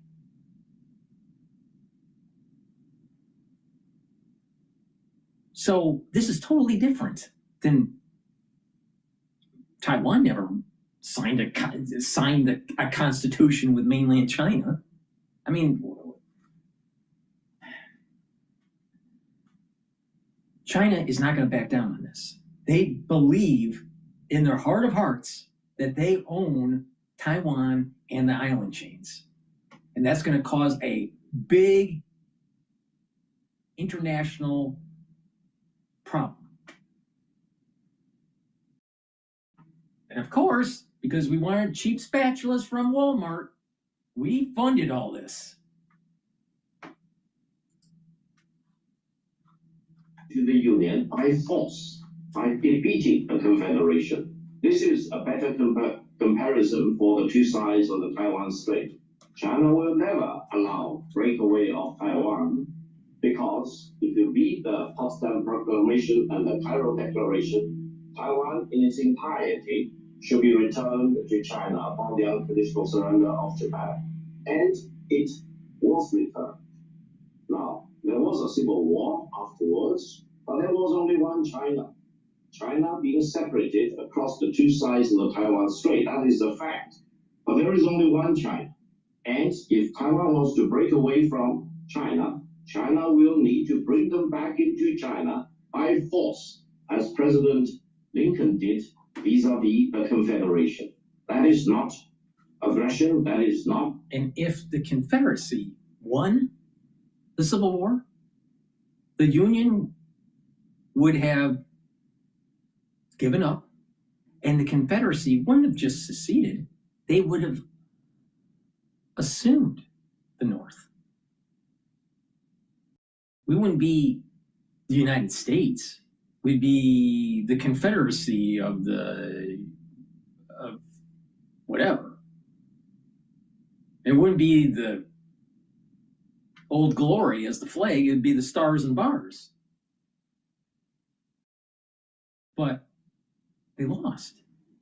Now, what if, in his analogy, that Taiwan wins this civil war? That would be a good thing for America, because that would mean that the democratic Taiwan cause takes over mainly in China. So let the Civil War begin. But the United States is going to have to get involved, because we got to make sure we don't lose our hegemonic power.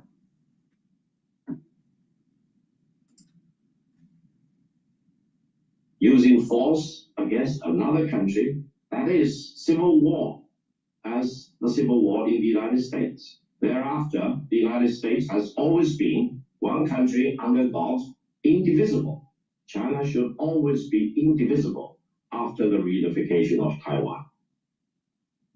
Yeah, but I think if we went back 120 years when Ireland was part of the United Kingdom, we can see that things change. And if people decide that they are a nation and they deserve self-determination, well, why shouldn't they have self-determination?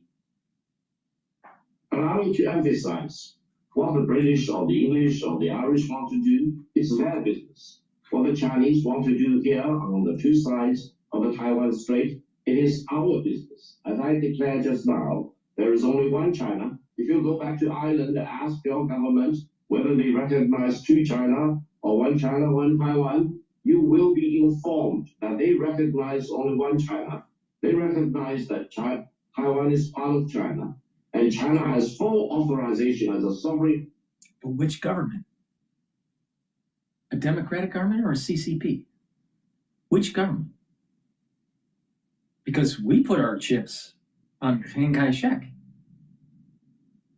not Mao. But then we gave up on him and sort of was playing both sides of the fence. And there's the problem with the United States foreign policy in Asia.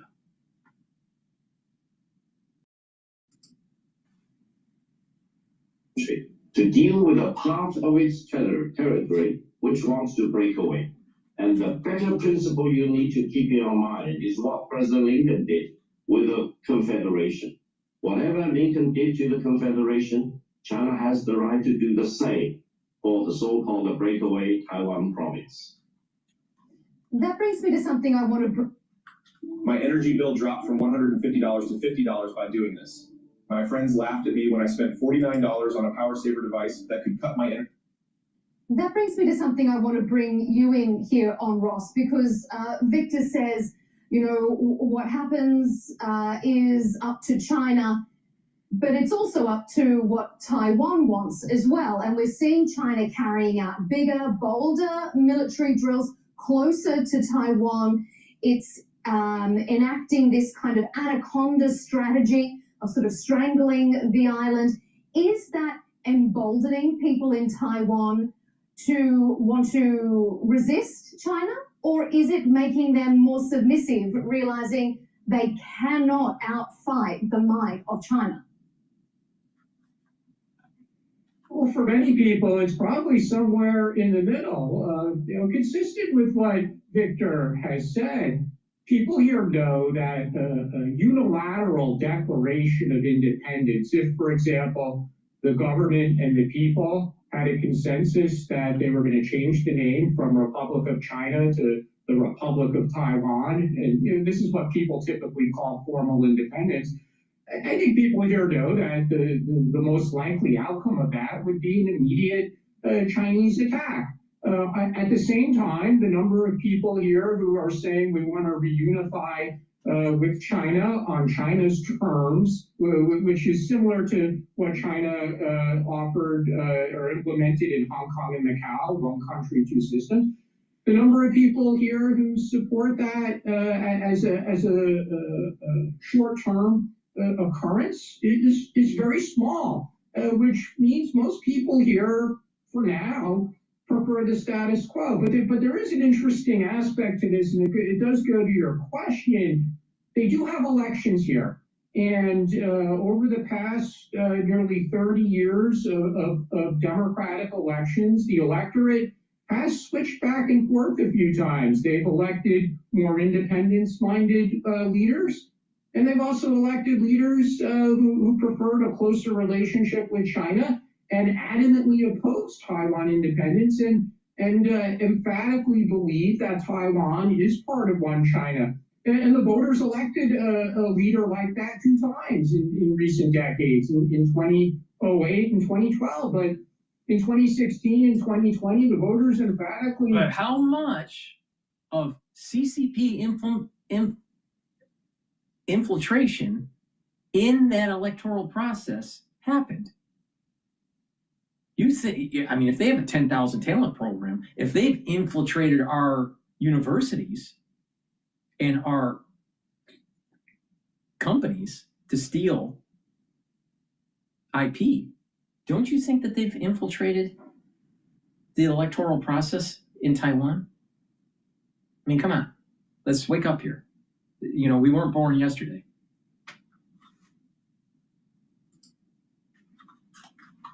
Elected a more independence-minded leader, and in 2024 it was a really strange result because the independence-minded leader was elected with only 40% of the vote because the other 60% was split between two candidates who were more moderate when it came to dealing with China. So it actually shows that at least at the moment, you know, the thing is, what he's proving is what I've just said. They infiltrate enough to not really get full majority consensus. Divide and conquer. The Chinese aren't dumb. I mean, they're pretty smart. Now, what's America going to do? I don't know. Now, going back to bioweapons, when it comes to, let's say, H7N9, you hit them right away, you're going to see people die pretty quickly or get sick. You have a large part of the population that won't be able to conduct a war or help with the war effort. But it's not long lasting. It may last for 18 months. But if you use something that has a large payload like SARS, you can have this extended where you're weakening a population years after. So people would say, well, we already have antibodies for SARS-CoV-2. Well, what about SARS-CoV-3 or 4? What if through artificial intelligence, it models a spike protein that flies underneath the radar of the antibodies? And most people that have antibodies are from the inoculation. So it's one type of epitope. Now, if you have a natural infection, you got a lot of different types of antibodies. You got the spike antibodies, you have the envelope antibodies, and lots of different types. All you got to do is get the payload in enough cells, and then that extra code that was placed in to weaken the immune system gets coded and starts to integrate. Let's say you do a Trojan horse with the SARS platform, and it codes, and it spreads that new virus. It's like a virus within a virus, that package. And that is a retrovirus. So you have a regular virus that is a Trojan horse for a retrovirus. Now, when that happens, then all of a sudden, 5-10 years later, after the initial hit and people died, then all of a sudden weird pathologies start to happen. And they're like scratching their head, what's happening here? I don't know. And since you know what those proteins are within that retrovirus, to stop the spillover, you can easily inoculate different populations and just not inoculate the population that you're targeting. So mankind can create a virus within a virus, and it gets even cooler. You can do a virus within a virus within a virus, kind of like a Russian doll. You can do amazing things now with AI. Now think about that, a virus within a virus.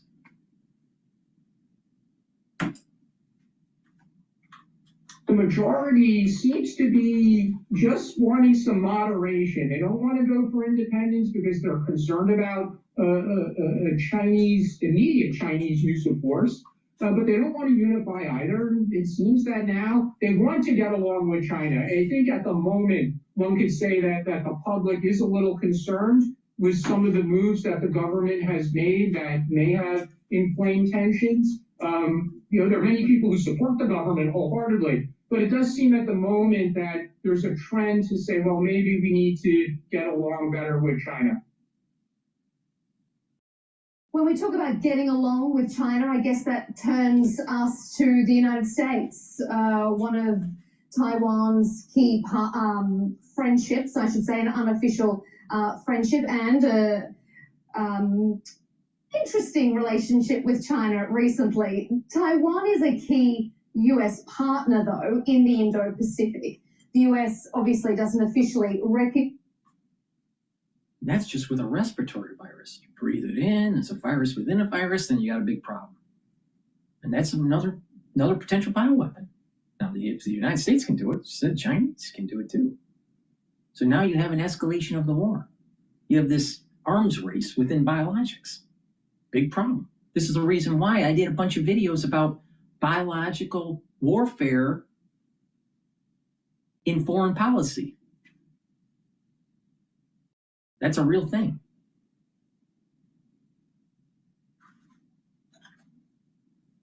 Now, if you want even larger packages, you can put it in a pox virus. Ooh. Wait a minute. Those are more complex. Some of the most complex viruses there are.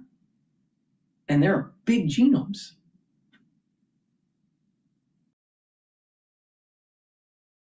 So you can hit them with H7N9, you can hit them with SARS-CoV-3 or 4, you can hit them with a modified pox.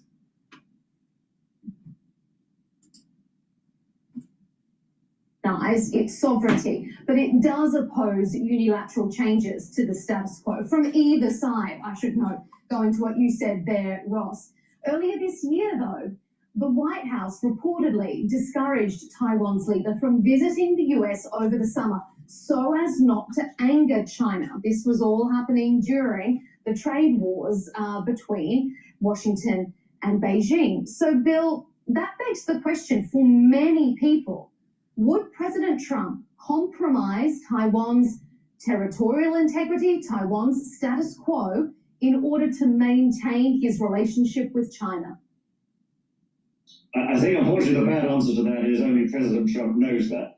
But it might be different today than it is tomorrow. But I think in terms of U.S. posture over the last half century or more, they've always seen the status quo as integral to the American position in Asia. And I think from a defense and security perspective, maintaining Taiwan's self-rule is absolutely critical to U.S. national security in a global sense. That said, of course, President Trump has been consistent on two things throughout his career. One is he absolutely hates what he thinks of as unfair trade, and he blames China for that.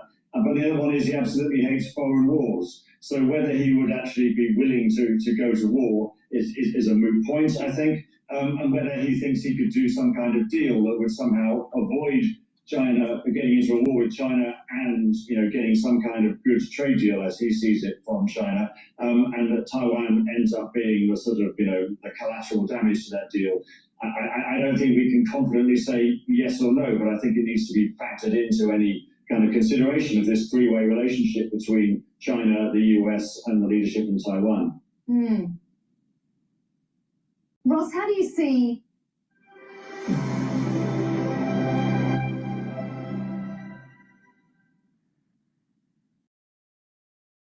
Build on-brand assets in no time with Canva's AI-powered design generator.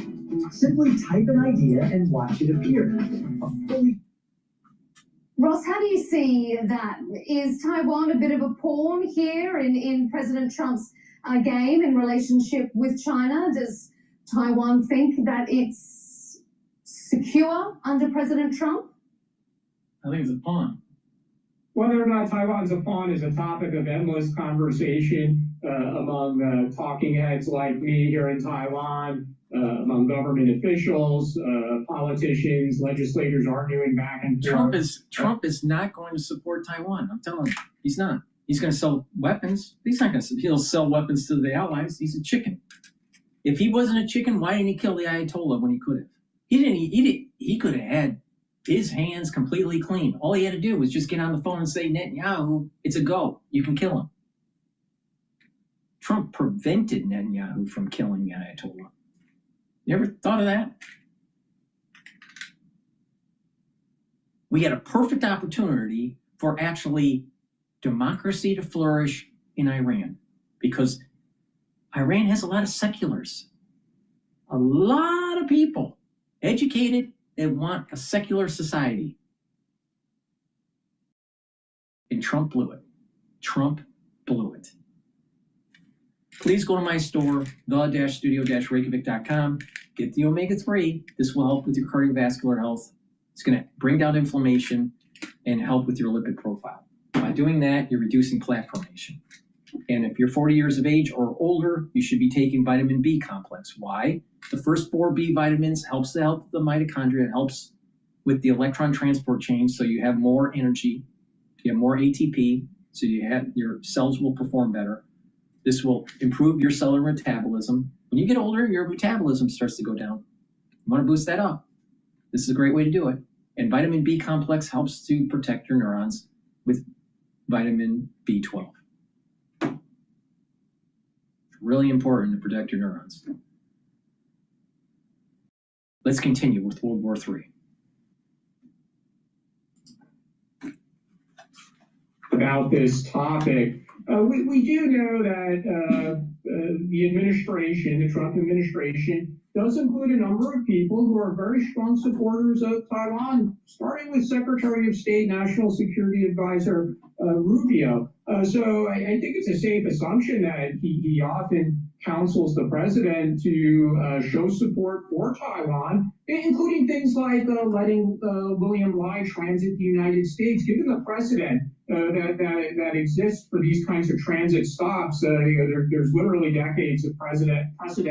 It happens once a year, typically. But ultimately, the decision maker is President Trump. That being said, I mentioned earlier this proposed defense supplemental budget of nearly $40 billion US.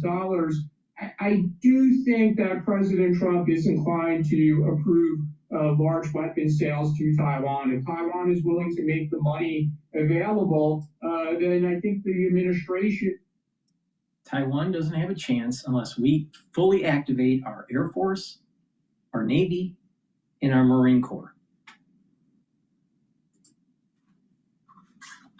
We'll sell a significant amount of new weapons or additional weapons for systems it has already sold. For example, more Patriot missile batteries. That there's precedent because the U.S. has already sold Patriots to Taiwan. And I think President Trump would simply tell Xi Jinping that we've always sold weapons to Taiwan. You know that. We've not given up our sovereign right to sell weapons to Taiwan. And to put it more simply, speaking as an American, Americans always support a fair fight. So if this is going to be a war, even if America is not going to send its troops to fight and die, I think America would continue to make weapons available to Taiwan. If this starts to escalate, there is a high probability of unconventional warfare. What do you think about those weapons being available, Victor? Does that pose an issue for China? Allow me to make one perspective. We talk about U.S.-Taiwan relations as if, they started from yesterday. No. When Dr. Henry Kissinger made a secret visit to China in 1971, when President Nixon made a state visit to China in 1972, the United States. It was a policy not to help China. It was a policy to actually circumvent the outgrowth of the Soviet Union. Unfortunately, we were stupid and we gave them the doors to the World Trade Organization, and we built up their military by buying cheap spatulas from Walmart.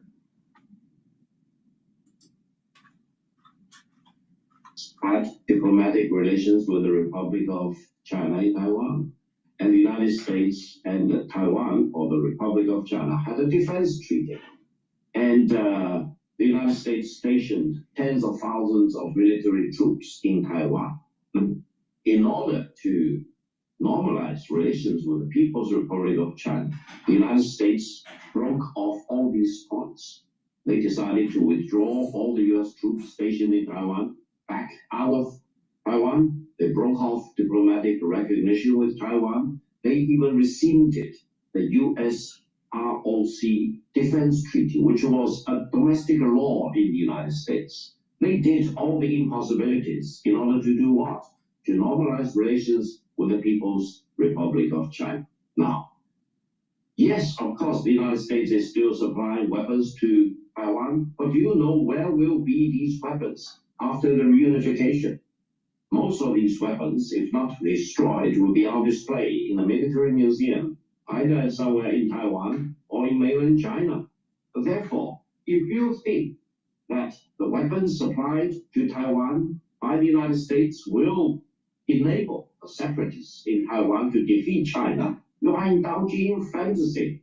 The United States publicly acknowledges, in terms of a conventional weapon, the Chinese conventional weapons are not inferior to the United States. They are actually, in many cases, already superior to the US weapons. In terms of other weapons, China's weapons are ahead of the United States. For example, President Trump is talking about F-47, for example, the sixth generation of the Phantom stealth planes. China is already producing two types of that from two manufacturers, one in Chengdu, the other one in Shenyang.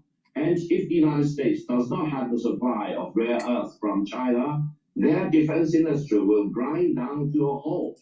So don't think. That's the reason why we're going to war with Venezuela. Don't count your dumplings until you eat them. If you think about the war between China and the United States will win the war. What if they don't? What if they lose the war? especially in a war close to the Chinese coastline, and every inch of land in Taiwan is. And this is why we're going to have biological warfare. Covered by the long-range artillery pieces in Fujian, in Guangdong, and in Zhejiang. So you are talking about a completely one-sided war if the war ever breaks out. Let's all use our sanity to propose peace rather than agitating for war. The war will be quick. It will be. We win, they lose. Very, very swift, and the result will not be surprising at all. And if you are betting on the wrong side of the equation, what if you are on the wrong side? What if you are on the losing side? That is the moment of truth we all need to think about. This is the reason why you use biological weapons with a virus within a virus. Because if we lose, but before the war starts, we hit them with something, they get sick. And let's say they decide to conduct the war and they win. It's designed to kill them some at the beginning, but more 10 years down the road. And then, as you start preparing in those 10 years to have a counteroffensive. And China will never take any military action unless it is fully believed, fully convinced it is on the right side of history. Okay. What will make China to reach that conviction? To achieve national unity is always the right thing for China to do. And to defend and preserve the victory legacy of the Second World War after defeating Japanese fascism is always the right thing to do. If you're a British or an Australian, don't forget all the atrocities and the crimes against humanity, against your nationals, and humanity as a whole committed by the Japanese fascism in the Second World War. We're going to come back to Japan in just a moment, but I want to bring our other two guests back in. Ross, it doesn't sound like China's not thinking about war. Come on, too many commercials. After doing an average of $1.167 million per month in the year of 2024, this is the one thing that I would focus on if I wanted to be a world-renowned healer. Surely. Please go to my store, the-studio-reykjavik.com. Take these supplements to help with brain function, but it's dual purpose. Vitamin C and magnesium will help with your skin, brain function, and boost up your immune system. Magnesium and zinc will help with brain function and boost up the immune system. Take them together for synergistic effects. Magnesium also improves the efficacy of vitamin D3. You should be taking this every day. By doing this, it's part of a larger protocol to slow down the aging process. But like I said, it's really important for brain function. Magnesium, take it every day, super important, especially as an aftershock from the crisis of 2020. Because people that are 40 years of age or older, about 30% of them are going to get early onset of dementia. There's three types. 70% of the 30% are going to get ischemic. Or about 75%, let's just say. 75% will have ischemic, so microbleeding and microclotting, and then slow brain death. About 24.9% will get amyloidosis, build up a plaque on your brain, all right?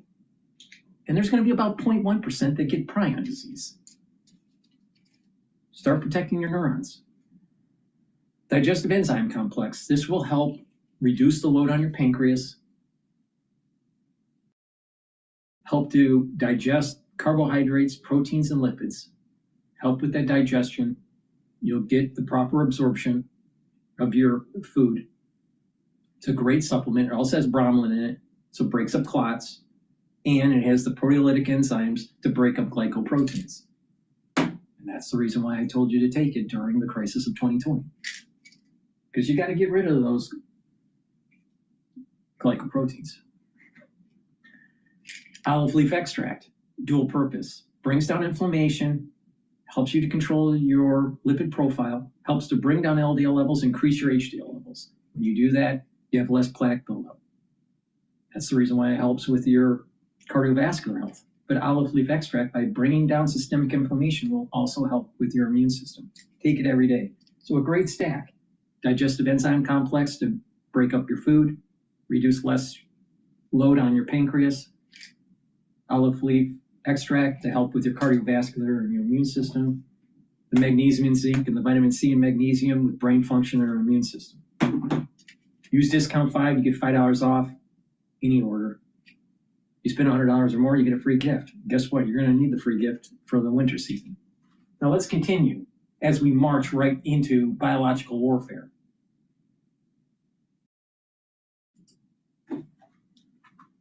Is preparing for war. The increase in defense spending in recent decades has been tremendous, as has the increase in the capabilities of the branches of China's military. Victor's correct about that. China's technological capability, their ability to combine arms across the different services, whether that's air, naval, or land forces, or their rocket forces, and increasingly cyber and space, is commensurate with how we generally perceive China's rapid growth in its technological capabilities in recent decades. And certainly, if there is a war and the United States and its allies, whether that's Japan or Australia, decide to join, thousands of soldiers and sailors and airmen. It's going to be heavy-duty space, knocking out satellites.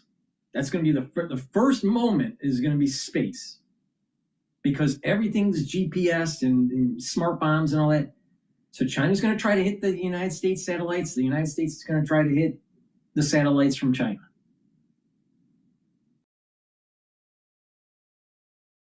There's very high probability of release of biological warfare by either side. And there's going to be heavy use of drones.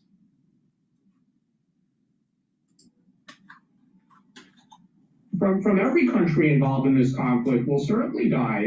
This will be not just a drone war. People increasingly talk about drone wars, but this will be fought in large part on the sea or in the Taiwan Strait, possibly on land in Taiwan as well if China successfully makes a landing.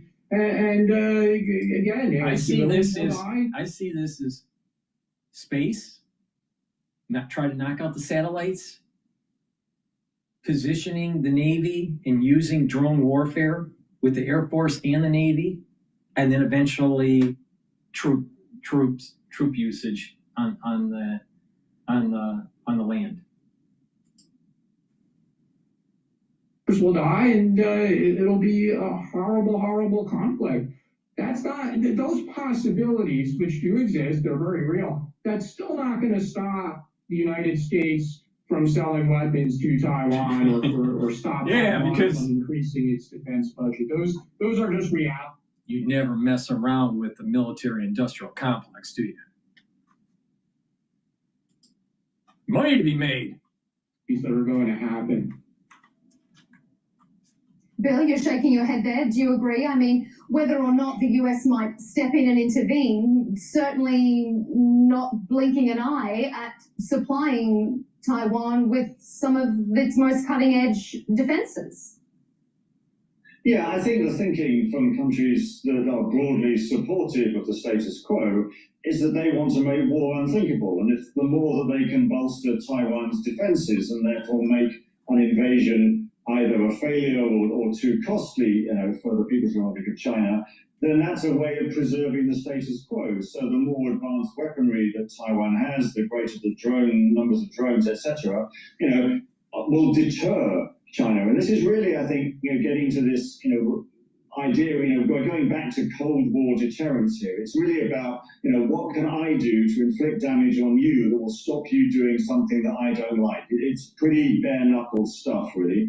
And when you hear Victor using this 1930s language about, invasions and acquiring, using force against neighbors and all the rest of it, then, it kind of just brings home, the urgency, I think, that people, that countries, the leaderships feel about the necessity of maintaining the status quo in each nation. Victor, President Joe Biden. Imagine being able to build an app with your name on it just by thinking about it. Meet Base 44, a complete AI creation platform. Victor, President Joe Biden explicitly pledged several times during his term in office to come to Taiwan's defense if war erupted. Do you think that Taiwan can equally rely on President Trump? Do you think that he is as willing and determined to step in as his predecessor was? Because even though you were saying that the US should be worried, Joe Biden wasn't worried. He said, we're going to be there. Maybe President Trump's going to say the same. Thank you. Each time President Biden made such remarks, he was corrected by his Department of State as well as Department of Defense at that time, now called Department of War. Fortunately, that means there is still sanity in Washington, even during the presidency of President Biden. And for the validity of the points made by President Biden, you just need to listen to what President Trump is saying. He says he's an autocrat. He does not have a brain operating in the normal way. I do not want to be involved in comments like that. But allow me to say, whether the US president decides to be involved or not, the United States will not win that combat if it ever happens across the two sides of the Taiwan Strait. Therefore, to think about providing more weapons to Taiwan so they can deter China's reunification is indulging in fantasy. That sounds to me as a recipe for ripping off Taiwan by charging them billions of dollars by selling arms, which will not turn out to be effective at all. Why? Why do I say this? If you assume there will be a war between China and the United States, does the United States have full confidence it will win the war? No. There is no such confidence. I agree. I agree with them on this. There's no guarantee that we'll win. There's a good possibility we'll lose. Usually, superpowers, when they're indebted like we are, and they go to war, they can't afford it, and it weakens them, and eventually they're a declining empire. Just look at the UK. Look at what happened. It's the same issue. There's a high probability the United States loses. And that increases the probability of using unconventional means to try to even the playing field here. And this is the reason why I'm worried about biological weapon usage. We're probably going to see the use of biological warfare here.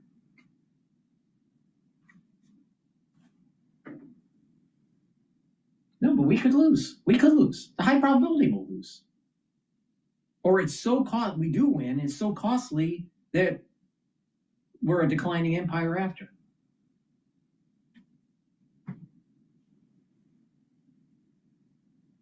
But it was hedge funds that sent FDI money to China. It was companies like Apple that built up manufacturing and built up China. And they built up their military to the point where it circumvents our hegemonic power. Now, let's just say we don't go to war with China and China just takes Taiwan. We lose the freedom of navigation through the 9-dash line. Hello? If we don't get engaged with this, we lose. If we get engaged, we could lose. If we win, we could still be a declining empire.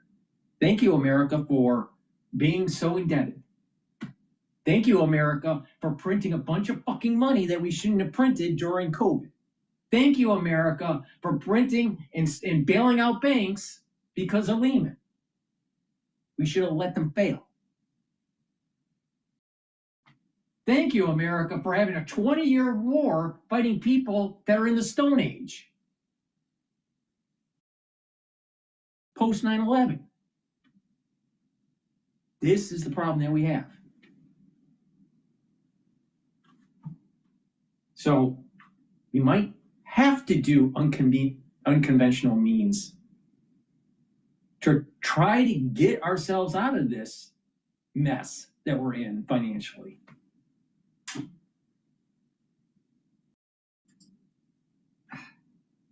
Breaks out between China and the United States, even the total war, the United States will always have 100% assurance of their winning the war. Therefore, why do you want to believe that Taiwan, which is part of China, and the United States fully recognizes this one China policy, wants to supply weapons, and they will believe that Taiwan, with these weapons, will be able to hold off China if China wants to exercise its legitimate right of achieving national unity? Come on, you are not being that unsophisticated, I hope. Therefore, all the talks about sending more weapons to Taiwan seems to me is a sure recipe of ripping off Taiwan, try to get some more money out of that, and now you are talking about $50 billion US. You will even charge them $500 billion US, and they will still not be able to hold off the almightiness of the Chinese nation if we decide to make sure that national unity will be achieved at any cost. This is the noblest thing for the Chinese nation to achieve in our lifetime. There's no guarantee they're going to win. It's the same issue with the United States. First of all, their economy is shattered. President Xi doesn't have a strong backing. His political power is starting to weaken. Now, he may make his move to try to consolidate. So both sides don't have a guarantee that they're going to win. There's no guarantee. Most likely, both sides are going to be so crippled from the war effort that it's going to take decades to get out of this. But my concern is that the United States debt of $38 trillion, we couldn't afford a $10 trillion war, but that may be what it's going to take to win. You're worried about your price of eggs now? You're worried about your price of beef now? Just imagine what it'd be like if we had a $10 trillion war. So it goes back to maybe you have to use unconventional means and sicken your enemy. And maybe you have to do it in such a stage where you sicken them immediately, and then there's another hit 10 years later. So this is not really a war that's going to be just months or just a year or two, or conventional, like what's happening in the Ukraine. But maybe this is a little bit more sinister, where it's designed to be 10 or 20 years. Because think about it. How many years do you need to rebuild your population? 20.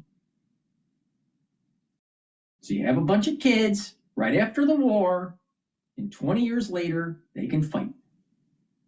So if you design something that weakens your enemy 15, 20 years, especially if it affects their birth rate or their immune system, where there's cancers, and your population is fine, then you can build back up to do another hit.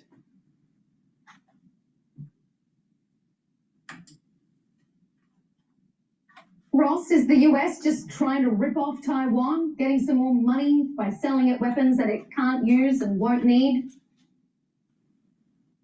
That's a question that's also a matter of frequent public discussion here.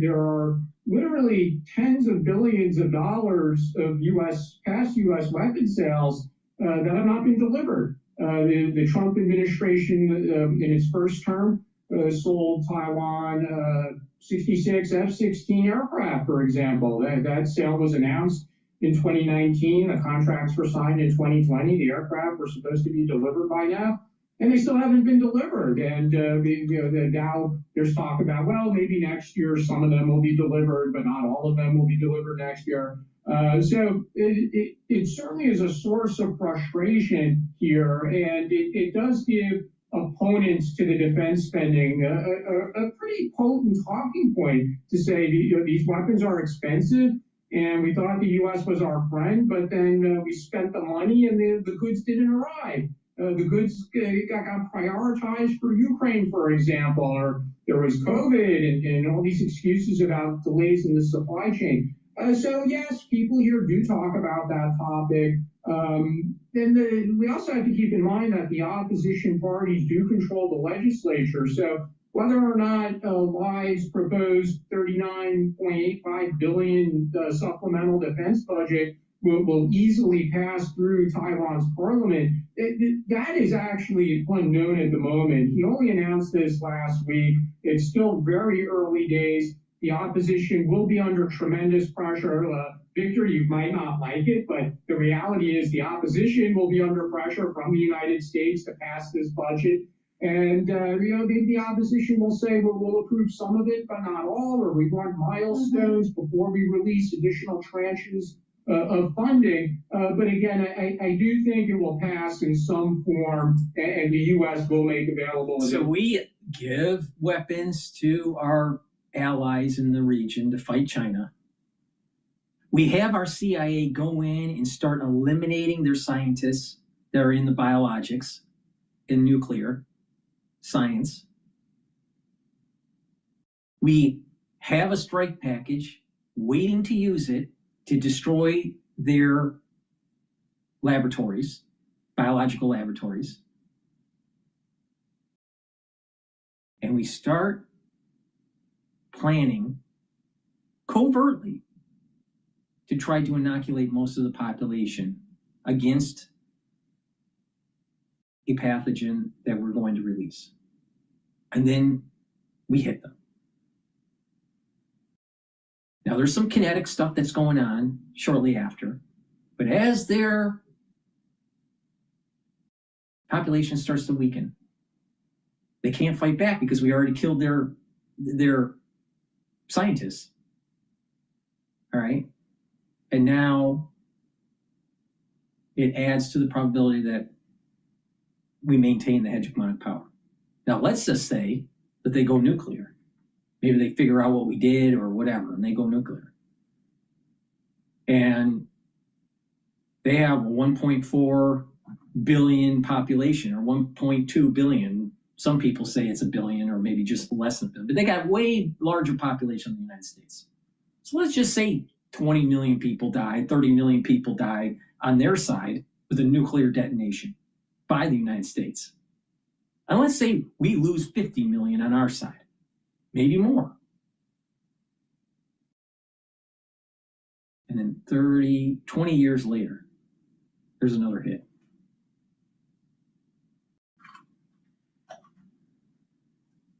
So biological weapons may lead to actually the use of nuclear. But if you don't do this, you don't have the opportunity to have your enemy weakened to be able to try to fight them in 20 years. So a war in Taiwan isn't a war just for Taiwan. It's like a 30-year war or a 20-year war. But it's not 20 years of activity. It kind of dies down and then ramps back up. Kind of about the 30-year war in Europe. You know, not every day was a war. Not every day was a battle.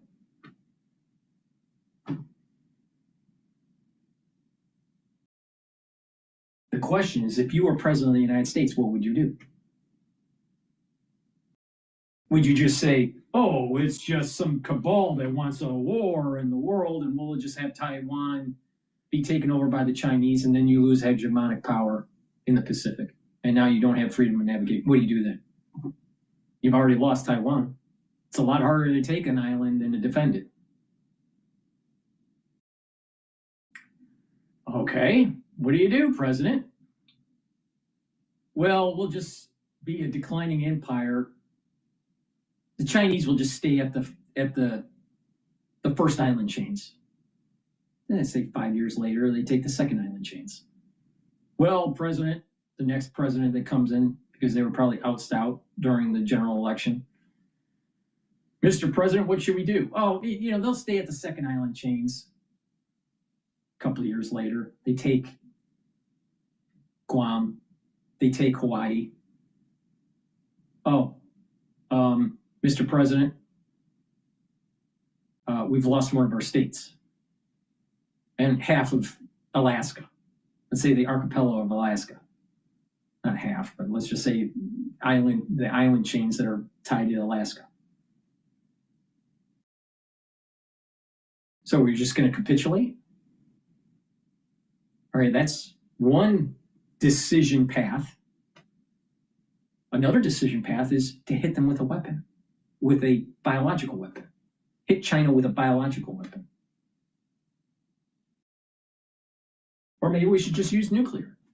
But then they're going to go nuclear. So what do we do? Maybe the best path forward is actually biological warfare. Now, I don't want to sound crazy or anything, but if you look at all these different decisions, what's the best path? It's not so easy. It's not so easy. Just go to war? What kind of war? Unconventional? Conventional? What happens if you lose? What are you going to do? Got to hedge your bet.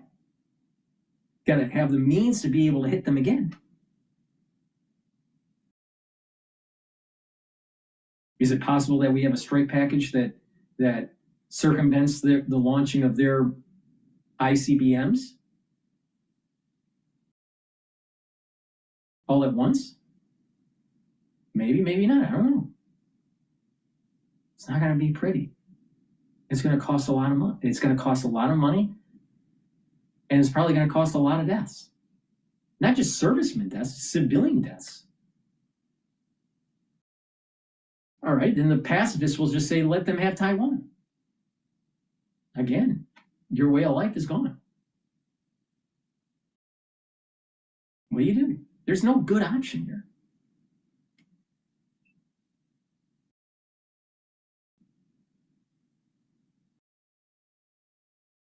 And when all these things start to unravel and the economies start to get worse and all this, then it's a loss of constitutional freedom and it's a rise of tyranny. On both sides. It's going to be a rise of tyranny in China with a one-party system, and there's going to be a rise of tyranny in the United States.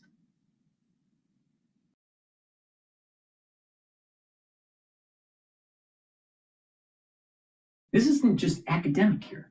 There's something starting to emerge that's very dangerous. And it goes back to what I was saying on September 11th, 2026, there's going to be a curse on this earth. It's not going to be pretty. And it's looking like this is how it's going to manifest. What happens? I want to circle us back to Japan for our final segment here, because Japan's Prime Minister, Sanae Takaichi, has sparked a related row with China. She told Parliament that a Japanese attack on Taiwan would also threaten Japan and therefore could trigger Japanese military action. I know we've discussed it in various points earlier in this debate, but I want to focus on it just in this last segment. Bill, I want to ask you, is there any justification to Japan's concerns here that an attack on Taiwan also threatens Japan's national security? Of course. Well, it completely upends Japan's security position in East Asia. At the moment, all of the islands that are off China's coast are, in effect, controlled by governments who have a friendly relationship with the US and are skeptical, let's say, of China. I apologize for intervening on this constantly, but thoughts come to my head here. And people would say, well, I don't want to get an inoculation just in case there's a biological war. Well, there are means to inoculate you without you even knowing it. Like in your food, mosquitoes, lots of ways. They can inoculate you without you even knowing. Now, don't you think that the Pentagon, if they're going to do this, is going to use it covertly? They can't tell the public what they're doing before they launch a biological weapon on China. They're going to do it covertly. Now, they either as part of an inoculation program. Do you know who makes your inoculations? Do you know what they put in there? You don't know. What happens when it's taken over by the military? What if it already has? You just don't know. Oh, then you're just not going to go to CVS or Walgreens or your doctor. Okay, fine. You're going to stop eating?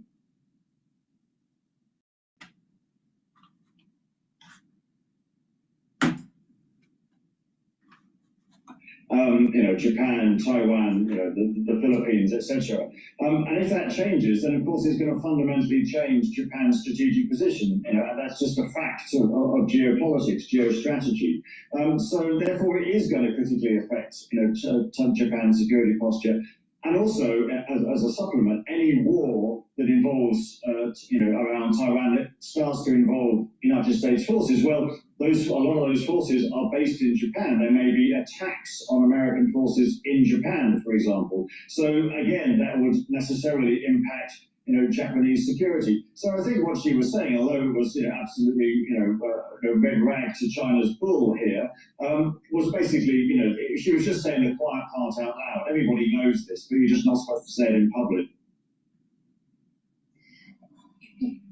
Heating companies get pissed when you do this, but they can't do a damn thing about it. This heater warms entire rooms in under 2 minutes, slashes heating bills by 90%, makes freezing homes comfortable instantly. It's already been sold out multiple times on Amazon and Walmart and all those other big box stores because it's been a top recommendation from energy efficiency experts. And now... What do you think about that, Victor? I mean, security postures change, geopolitics develops, alliances, friends, foe, that all changes with time. Why isn't Japan allowed to update and modernize its security posture? First of all, Prime Minister Takaichi's very outrageous remark is a very dangerous indication of neo-Japanese fascism and neo-Japanese militarism. Why? Because ever after Japan's unconditional surrender in 1940. Why isn't the posturing of China some sort of neo-Soviet policy? This guy's stuck in 1949, 1948.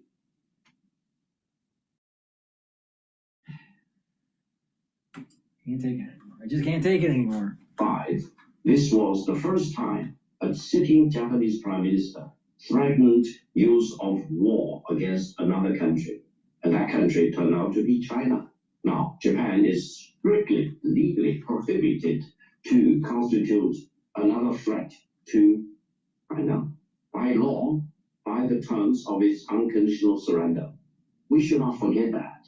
We should always keep that in mind. The terms we should always keep in mind that Mao killed millions of people to consolidate power for a one-party government that's still in power today.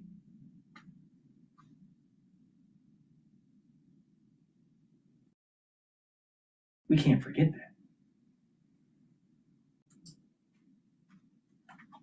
Japan wouldn't be the Has first no time country limit. to change that. That was a long time ago, and what's been written in the UN doesn't necessarily is always adhered to.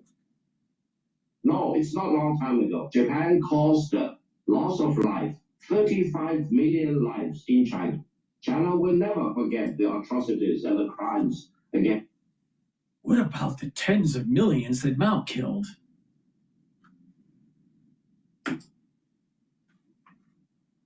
humanity they committed in China, and the burdens placed upon Japan by the unconditional surrender instrument have no time limit. Japan is always required to be a peaceful nation rather than a militaristic nation. And I told my American friends, remember Pearl Harbor. If Japan A peaceful nation? Why is there a 10,000 talent program? Why are they stealing IP? Why are they building up their military? Maybe we're going to need to drop some bioweapons.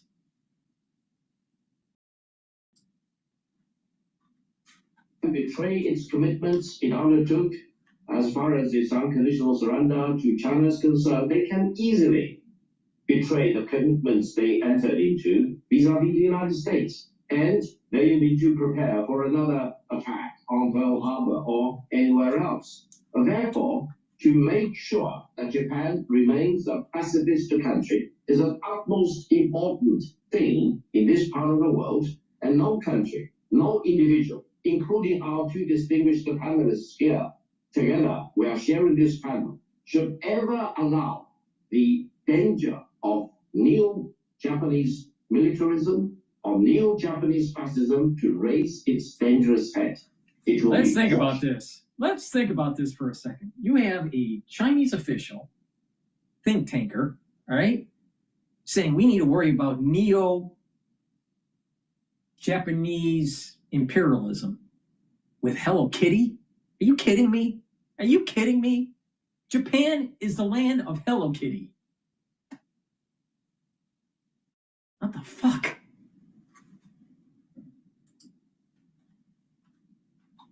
Before it can be raised against China.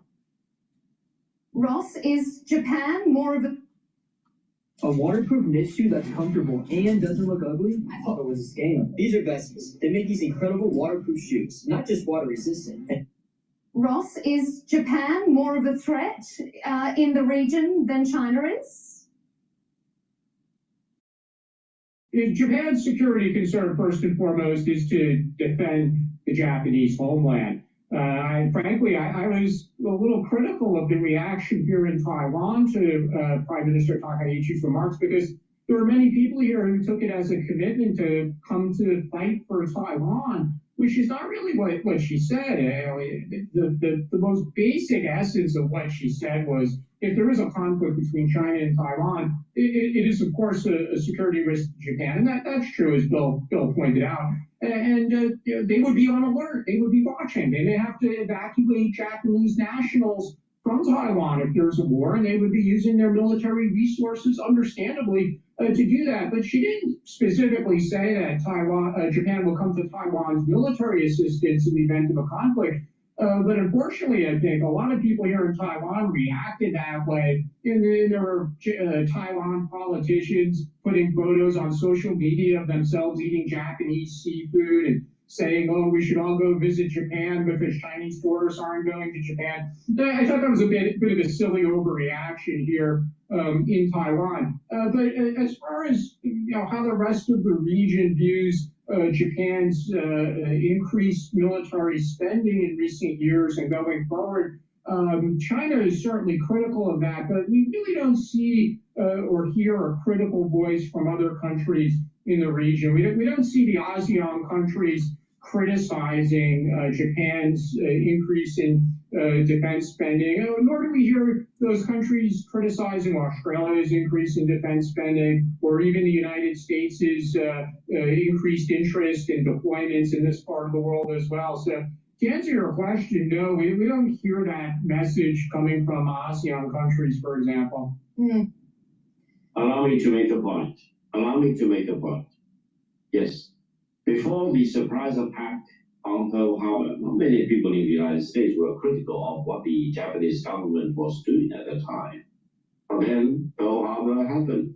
So the fact that not many people are critical of what Japan is doing doesn't mean that they are doing the right thing. You need to put it in historical perspective. You need to realize that the current international order we are living into was more or less started in 1945 upon the unconditional surrender of Japan. Japan is the land of Hello Kitty. Also, what's different today versus back then is the United States has bases in Japan. So the United States is heavily in control of what is going on militarily for Japan. I don't think they'll do anything unless the United States knows about it and approves it. That was not the case in World War II. Please go to my store, the-studio-reykjavik.com. After listening to this and the rhetoric I just said, you probably won't be able to sleep. Get Goodnight Formula. This has tryptophan, melatonin, GABA, and passion flower. They'll allow you to get into 3 to 5 cycles of REM sleep and deep sleep. When you get those cycles of deep sleep and REM sleep, you'll be able to consolidate memory, detoxify your central nervous system, and you'll be well rested so you can watch another episode of my show. Please go to my store, get the Goodnight Formula, take it every day. It'll slow down the aging process. And if you're 40 years of age or older, take Myotrol. This will help with the gene expression to build muscle and maintain muscle, to reduce atrophy. Many people, they just wither away, and then by the time they get into their geriatric years, they have no bone density, and they fall, and 2 weeks later they're dead. Do some resistance training, take Myotrol, build muscle, build denser bone. Super important. There's polyphenols, flavonoids, and lignans. If you're an athlete, younger or older, you'll benefit from this also. It'll strengthen your musculature for your sport. So please go to my store, get the Goodnight Formula, and get the Myotrol. Use discount 5, you get $5 off any order. Spend $100 or more, you get a free gift until supplies last. You're going to need that free gift for the winter season. And go to my store before we have World War III. Okay, that is the Big Bang event. And we are all living in the overshadow of that Big Bang event. Now, if you want to change it, if you really want to allow the rearmament of Japan and the remilitarization of Japan, even if you are not fully aware of the consequences, you may one day be surprised. Look how many Australian soldiers were butchered by the Japanese military. Look at how many British prisoners of war were killed. Look at the long march of death. And look at all the atrocities they committed in the Philippines, in the ASEAN nations, in all the Pacific islands against the Americans, for example. And do you think President Roosevelt said the wrong thing when he said Japan was the country of infamy? Today was the day of infamy. And the Americans will never allow another Pearl Harbor. Why? Because you should never think about the possibility of Japan betraying its commitments it entered when it unconditionally surrendered to raise its dangerous militaristic head in this part of the world. Because allow me to warn you, that moment will be a moment of destruction. That moment will herald in war, and that moment will also herald in the annihilation of Japan as a country, because they betrayed their commitments. They want to rearm, they want to reconstitute another threat to a country like China, and they will forfeit their right to live as a peaceful nation, as they committed to when they unconditionally surrendered to China in 1945. All right, let me just get a final response from. Let me just plug 2 more products here, and then we'll finish this video. Finally. Get the complete multivitamin. This is easy to digest. It's a very high quality multivitamin. It has the multivitamins that you need as cofactors for enzymatic activity so your cells perform properly. Get the complete multivitamin. It's part of the foundation of my anti-aging protocol. Because don't you want to live forever? So you can see World War III, 4, 5, and 6. And get the probiotics. I have VeggieCap and the powdered version. The powdered version's in my hand. Take it every day, and with a good probiotic, you're improving your gut biome. You're going to be able to absorb your nutrients better. They'll improve your skin. Also, what will happen is that you'll be able to sleep better. You'll be able to think properly. You'll get rid of that brain fog. A lot of people don't realize a good gut biome actually improves your brain function, and your metabolism will improve. So it's super important to take a good probiotic, and good health starts at the gut. And with a good gut biome, you're also improving your immune system at the gut level. So get the probiotic and the complete multivitamin. It's a great pair to start on your anti-aging journey and getting healthier. Because who knows, don't you want to be around to see World War X? Bill, on that, what do you think? I mean, their unconditional surrender, times have changed. Are countries not allowed to adapt to the changing environment, or is Japan too much of a risk? Well, I think Victor's bellicose, warlike language is an amazing revelation, really. I mean, I don't think anybody in the region is convinced by his portrayal of Japan, but they're increasingly worried about China's posture. It's China is the country that's the one that's threatening to go to war. Japan isn't. As we were hearing, ASEAN, Southeast Asian countries, other countries haven't raised concerns about what Japan's doing, but they are mightily concerned about what China is doing. And Victor's language today is the language of the 1930s, war, taking territory, fighting people. I don't think it convinces the region, or I don't think it convinces the region of China's case. I think it convinces the region that China is the problem here. And I think, that's increasingly the situation that we're heading into in the next few years. Gentlemen, we're out of time. We are going to have to leave it there. It's been a very interesting discussion. Let's hope we don't have to revisit it with a change of tone anytime soon. But we appreciate your analysis on all these diverse points. Ross Feingold, political analyst and director of the Association of Americans Resident Overseas. Victor Gao, vice president of the Beijing-based Center for China and Globalization. And Bill Hayton, associate fellow with the Asia Pacific program at Chatham House. Thank you all for being with us here on Counterpoints. All righty, let's go to another video about this hot topic. All right, history.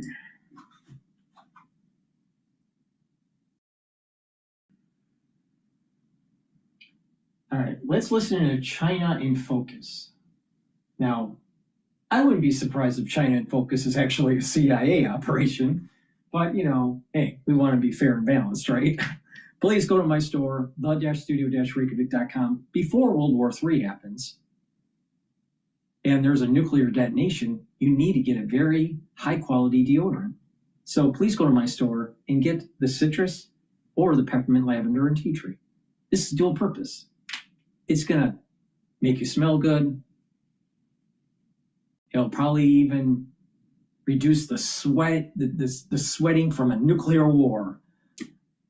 And it's going to help with your immune system and your endocrine system because it helps to detox your body. All right, all kidding aside. Most deodorants are not as powerful as this. All right? Most of the deodorants that are out there, they're full of different chemicals. They're not good for your immune system or endocrine system. They work well for perspiration and you use it as a deodorant, but they don't really help the immune system or the endocrine system. This deodorant does. All right. You can get it in citrus, and you can get it in peppermint, lavender, and tea tree. It's made from essential oils from the Himalayas. Very high quality ingredients in here. You can't get anything better. All right. Use it every day, and you're detoxifying your body. when you're detoxifying your body slowly by using this daily deodorant, you're helping your immune system and your endocrine system.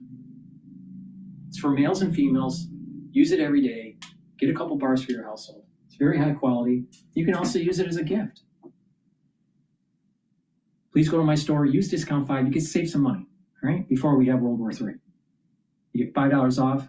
All this, it's discount, all caps, number 5, $5 off. If you spend $100 or more, you get a free gift till supplies last.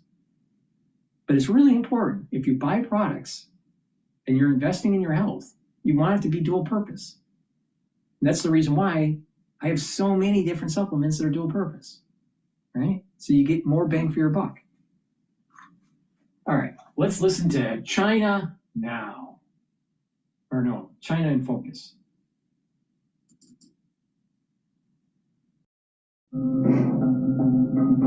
Welcome to China in Focus. I'm Tiffany Meyer. Our top story, Beijing deploying military vessels near Taiwan and Japan, more than 100. It's Beijing's most aggressive military flex in the region to date.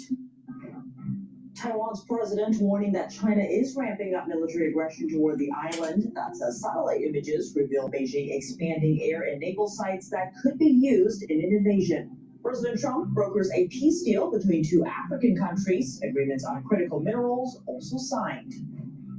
U.S. and Chinese officials discussed moving the Trump-Xi trade agreement forward. That's as Trade Representative Jameson Greer says that the U.S. should probably trade less with China.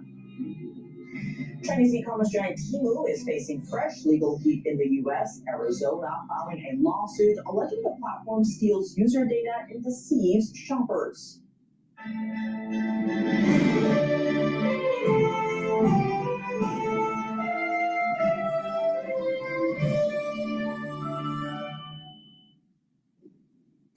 Concerns over China's military activities near Taiwan and Japan are rising. On Thursday, Reuters reported that Beijing was deploying military vessels in nearby waters this week, more than 100.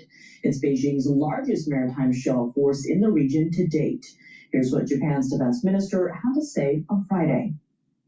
China has been expanding and intensifying its military activities around Japan, while we maintain a high level of vigilance regarding China's military movements and continuously gather and analyze information. We refrain from commenting on each specific case. Satellite images show a Chinese naval group sailing through the Philippine Sea east of Taiwan. It's unclear where they're headed. The group includes a helicopter landing dock and 2 destroyers. It looks like a large-scale military drill, but China hasn't announced any such activity. China's aggression seems to be bringing Taiwan and Japan closer together. On Friday, Taiwan's premier said he was very moved by Japan's Prime Minister Sanai Takaichi's recent remarks on Taiwan's security. Takaichi said China invading Taiwan would be a direct existential threat. She added that Japan would consider intervening militarily. This has led to China and Japan's worst diplomatic clash in years. Here's Taiwan's premier. They represent justice and peace. We are also extremely grateful to Prime Minister Takaichi and to the Japanese government and people for continuing to uphold this justice and peace under such strong pressure. Cho added that many Taiwanese are now planning trips to visit Japan as a show of gratitude and support. He also invited Japanese pop stars and music groups to come perform in Taiwan. That's after some Japanese artists were banned from performing in China. The Chinese Communist Party views Taiwan as its own territory and has always threatened to take the island by force. Taiwan's government rejects Beijing's sovereignty claims. Taiwan's President William Lai saying Wednesday that China is ramping up military aggression toward Taiwan. He said China's military drills targeting Taiwan are becoming increasingly frequent and intense. Beijing is now projecting power deeper into the Indo-Pacific, a region long dominated by the U.S. and Western navies. Back on China's east coast, the regime has been carrying out major infrastructure expansion, according to the Wall Street Journal. The developments range from a large new base for amphibious warships to a mega airport that's a short boat ride from a Taiwanese island. How will the new development aid a potential Chinese invasion of Taiwan? NTD's Juliet Song has the details. Rick Fisher is a senior fellow at the International Assessment and Strategy Center. He told NTD that the infrastructure expansion is another step in Beijing's plan to take Taiwan. To basically enslave that island democracy, turn it into a vast military base in order to begin its war to retake the Ryukyus, which are Japanese territory, and to go south, to invade many of the islands of the Philippines, and to basically dominate Asia militarily, destroy all. Now think about this. You think the United States is going to allow this? You think the United States should allow this? This is increasing the probability of unconventional warfare. And if you look at the decision matrix, biological warfare is definitely on the table.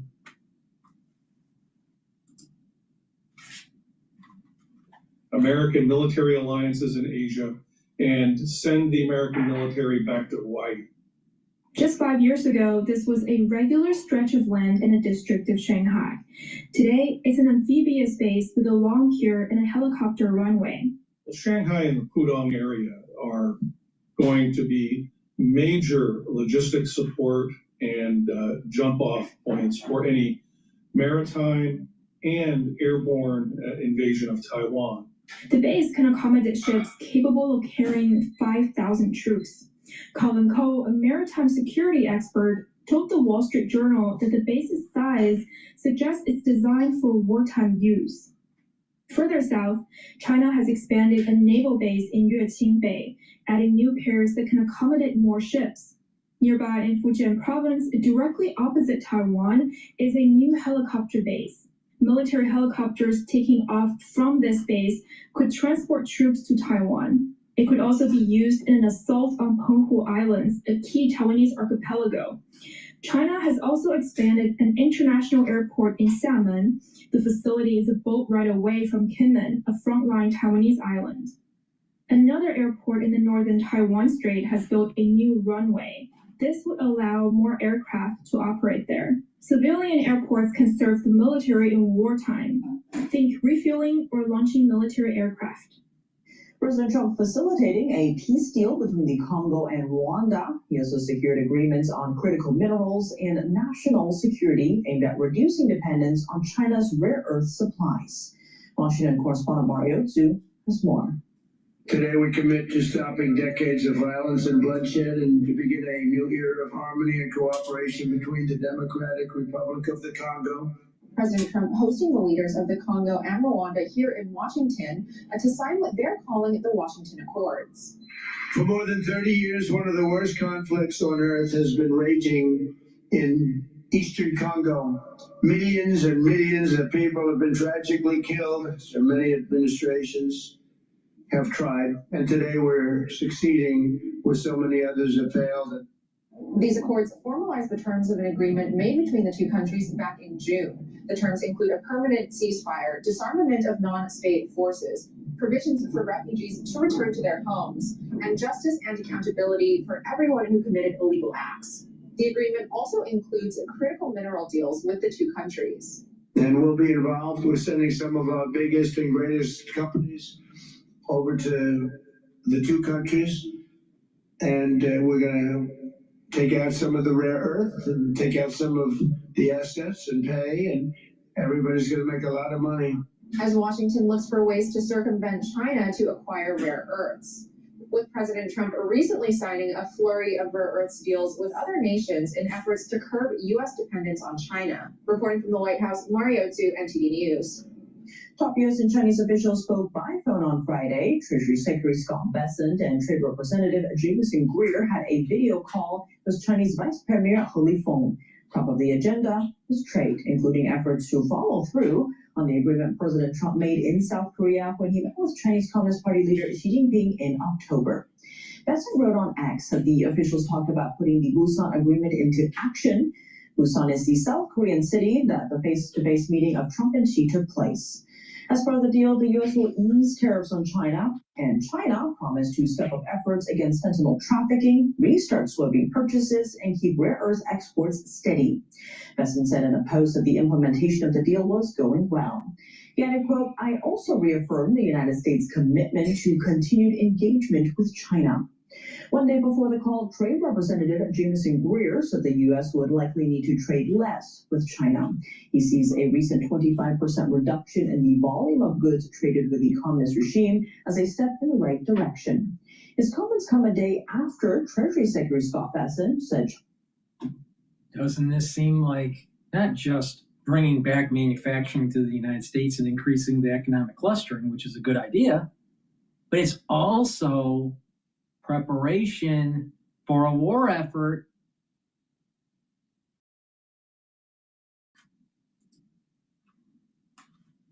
Was ready to honor its trade commitments, including the purchase of 12 million metric tons of soybeans. New legal trouble for Chinese e-commerce giant Temu. Arizona is suing the online retailer over alleged data theft and consumer deception. State Attorney General Chris Mays has filed a consumer I mean, why not? It's China. Please go to my store at blood-studio-reykjavik.com and get the heirloom barley. This will help to detoxify your body, bring down inflammation, and soak up free radicals. When you do that regularly, you're slowing down the aging process, you're boosting up your immune system, you're helping your endocrine system, and by bringing down inflammation at the vascular level, you're reducing plaque formation. Bringing down inflammation at the brain level, you're helping the health of your neurons. Chronic inflammation at the neuron level will degrade the myelin sheath, and guess what? When that happens, you think slower, you lose memory. Bring down inflammation. It's really important. It's a cornerstone of slowing down the aging process.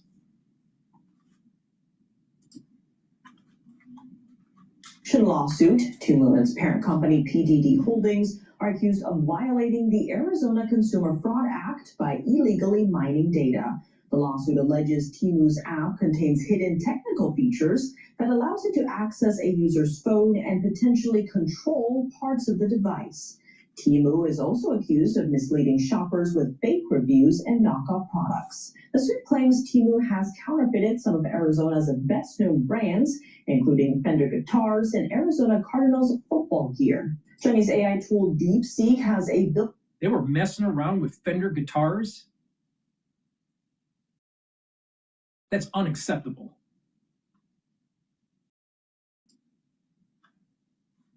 In Kill Switch, it activates when users ask topics Beijing doesn't like Falun Gong or the Uyghurs, two groups suffering severe suppression under the communist regime.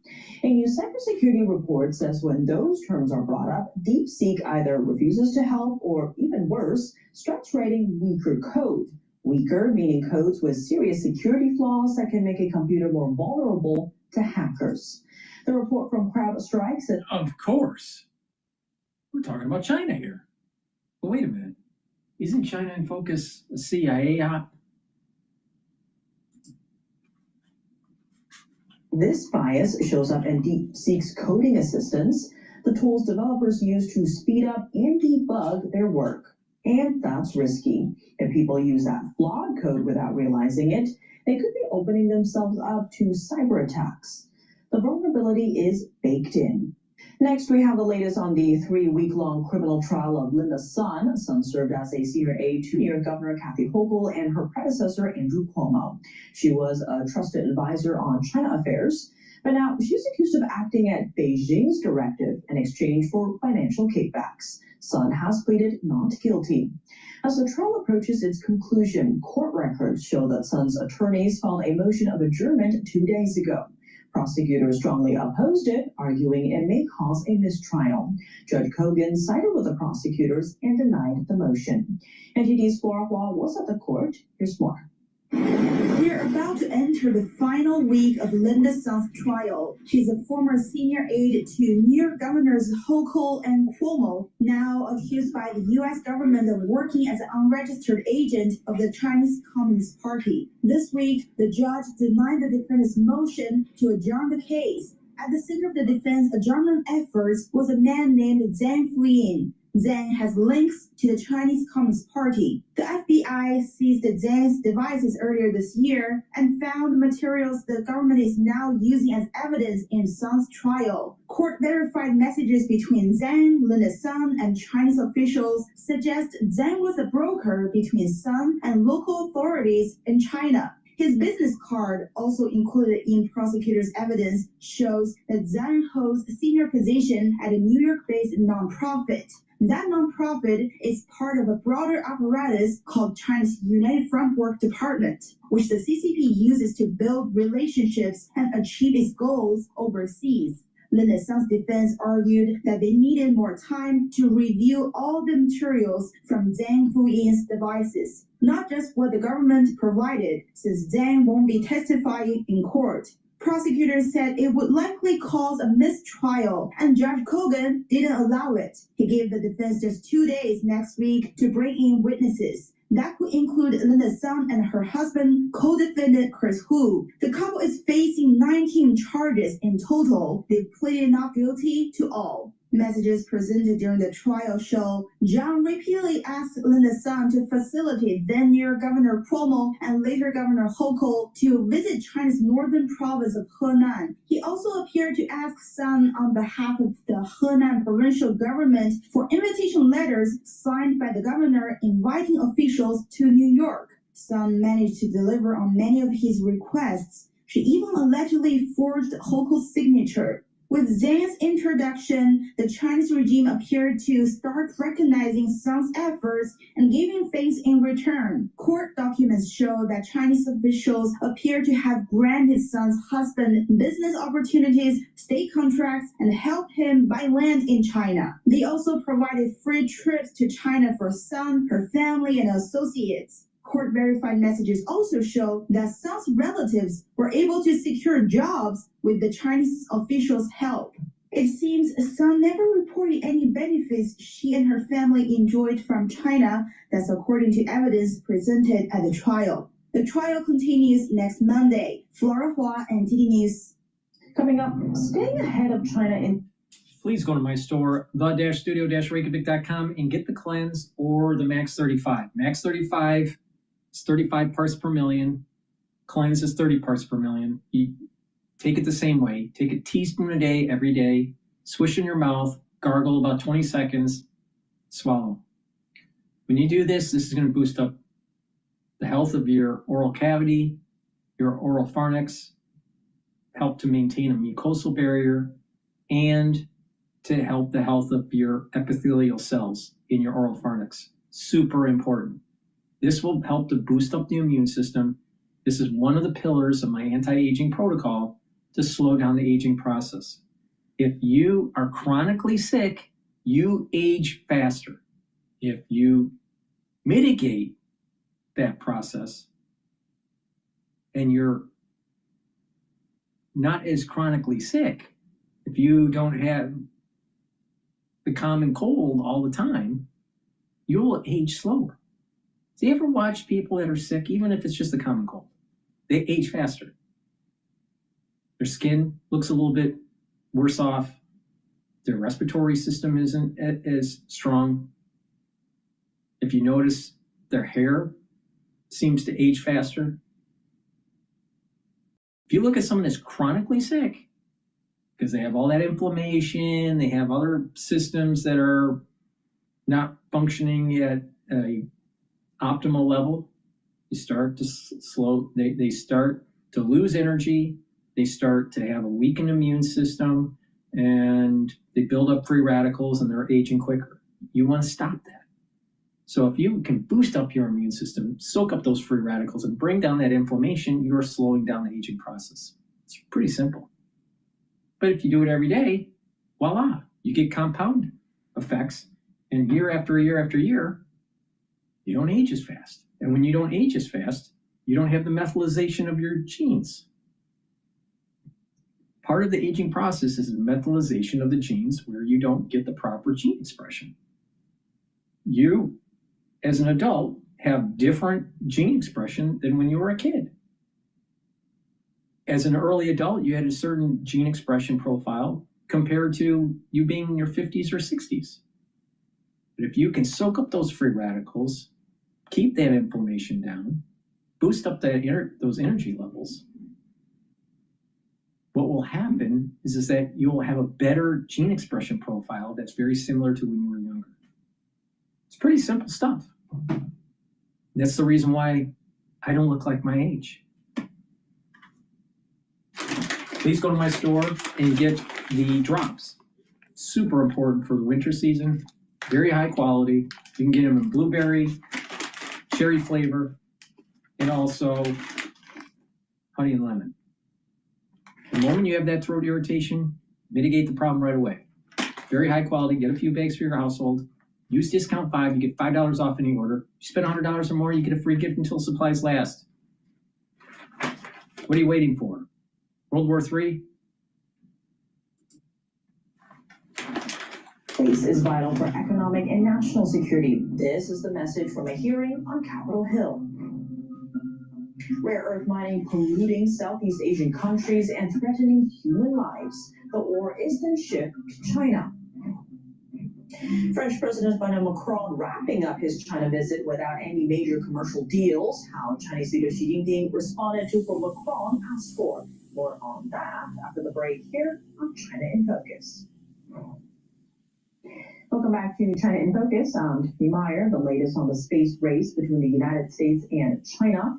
Lawmakers and experts stress that keeping ahead of China in space is vital for economic and national security. NTD correspondent Jason Blair has more from a hearing on Capitol Hill. The question we should be asking as we explore beyond the planet is, will humanity carry forward the American values of economic and political freedom, or those of the Chinese Communist Party? Members of the House Space and Aeronautics Subcommittee expressed the importance for the U.S. to stay ahead of China with space exploration and technology. The People's Republic of China, for which there is no distinction between civil and military space, knows that leadership in space has brought the United States invaluable geopolitical soft power, significant and beneficial international alliances, economic growth fueled by innovation. Chairman Mike Herodopoulos says China's objective is not to just keep up with the U.S., but to outpace, outmaneuver, and ultimately defeat the U.S. But America is not standing still. In my district, Kennedy Space Center, we surpassed 100 launchers just 2 weeks ago. China is not even close, with around 73 launches. Still, Beijing is pressing ahead. Their plans include landing their astronauts on the lunar surface by 2030 and constructing research base on the moon's south pole by 2035. Subcommittee ranking member Valerie Fushi says that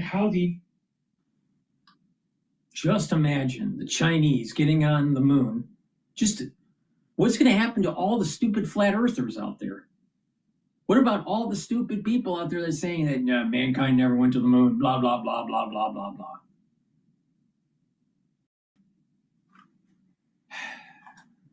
Part of the problem in the United States is we have a lot of stupid people.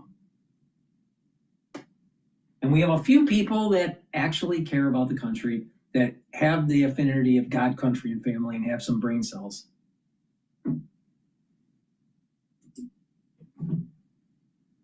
navigates China's ascending space capabilities today has an impact on every American. Our banking, communications, weather prediction, agriculture, natural resource management, and national security, for example, all rely on space systems. One expert witness says that space, from the Chinese Communist Party's view, boosts all parts of China's national power. Military, economic, diplomatic, political, scientific and technological, even cultural. Other experts shared their thoughts and recommendations. We have many advantages over the PRC, structural advantages that we can use to maintain our edge. But to do so, we need to start running. We're engaged not so much. Yeah, like maybe our high schoolers should be able to read. Maybe our high schoolers should be able to do some math. Maybe our high schoolers should be able to get off the couch. Maybe our high schoolers should be able to behave. There's a start.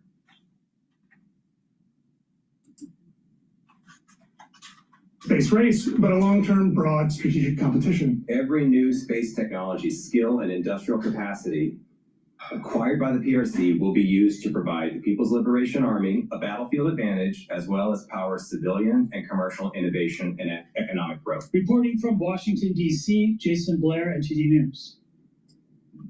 China sources. Another idea is maybe America should stop having so many fucking lawyers. more engineers. Ores from Southeast Asia, processes them and exports them to other countries, or instead chooses to weaponize them as leverage against the West. What does it mean for other Asian countries? Pollution from rare earth mining in Myanmar is tainting rivers in Southeast Asia, threatening farmers, fishermen, and entire ecosystems downstream. One study found more than 2,400 mines across mainland Southeast Asia, many of them illegal and unregulated, and they could be releasing deadly chemicals into the waterways.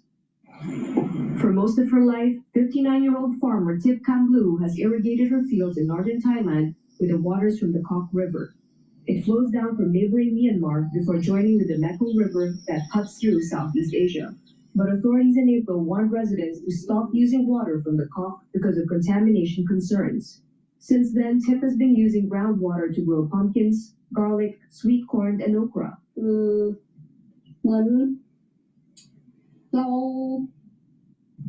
It's like half of me has died. When the river became like this, we couldn't use the river water. The water crops are for anything. If we use it on vegetables, people won't buy them. I just want those responsible to help take care of it. The contamination isn't just hurting farmers, it's devastating fishing communities too. 48-year-old Sawat Kewadam, an artisanal fisherman from the riverside village of Bansob Kok, says he can barely catch fish from the river.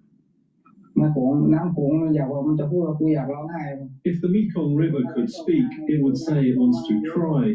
The water keeps rising and falling. There are no fish. The river would cry and so would we. We can't catch any fish. Where have they gone? I just cast my net across half the Mekong and didn't catch a single one. Before there were always some. Now where have they gone? A study by the US-based Stimson Center found mines across mainland Southeast Asia, many illegal and unregulated, could be releasing deadly chemicals like cyanide and mercury into rivers. Brian Eiler is a senior fellow at the center. This story started with the impacts of only 2 rare earth mines on the Kok River system. Those rare earth mines were in Myanmar. Our research is showing that there are scores of tributaries of major rivers like the Mekong, the Salween, the Irrawaddy, and rivers in Vietnam that are likely highly contaminated. And this story is not known, so the extensiveness and the scale is something that's striking to me. The emergence of new China-backed rare earth mines in eastern Myanmar initially set off concerns among researchers over the danger of downstream pollution along the Kok River. Tanapan Fernrat is from the Thailand Science Research and Innovation. The arsenic that appears in the water comes along with rare earth minerals. These rare earth... Still think that an EV is better for the environment? Where do you think lithium's coming from?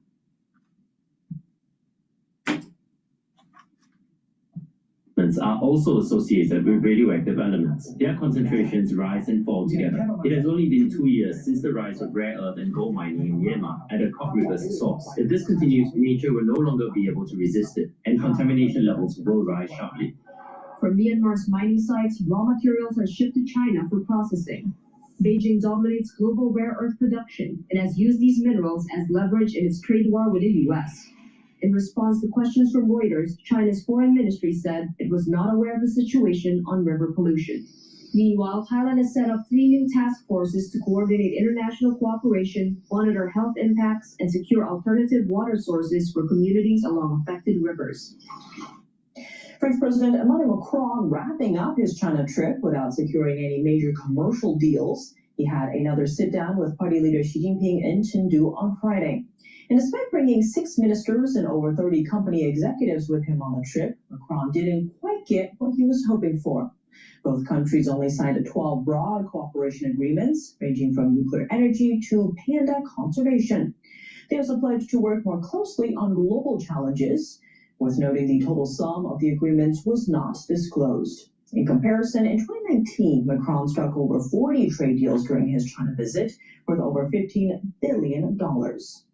Beijing didn't make any specific commitments to Macron. For example, when the French president asked China to invest more in France, Xi said he will support Chinese companies willing to invest there. And there's no update on whether French aerospace giant Airbus would secure an order of 500 jets from China. The company has been negotiating about that for over a year. Macron also urged China to transfer technology in batteries, electric vehicles, and solar panels. But there's no mention of that in either side's joint statements. Macron asked Xi to persuade Russia to end its war in Ukraine. Xi did not respond directly, only saying that China supports all efforts that work toward peace. Meanwhile, Chinese tariffs on French dairy and pork products stay in place. Over 2,000 French companies have subsidiaries in China. That's more than any other European country. And they're facing a more challenging business climate there. China's consumer spending remains weak with a slowing economy, and competition with local Chinese brands is becoming more intense. That's all for today's China in Focus. I'm Tiffany Meyer. If you have any feedback on the show or have something you'd like to see us cover, send us in. We're going to pivot over to Bloomberg. They're talking about Congress stumbles towards ACA deadline.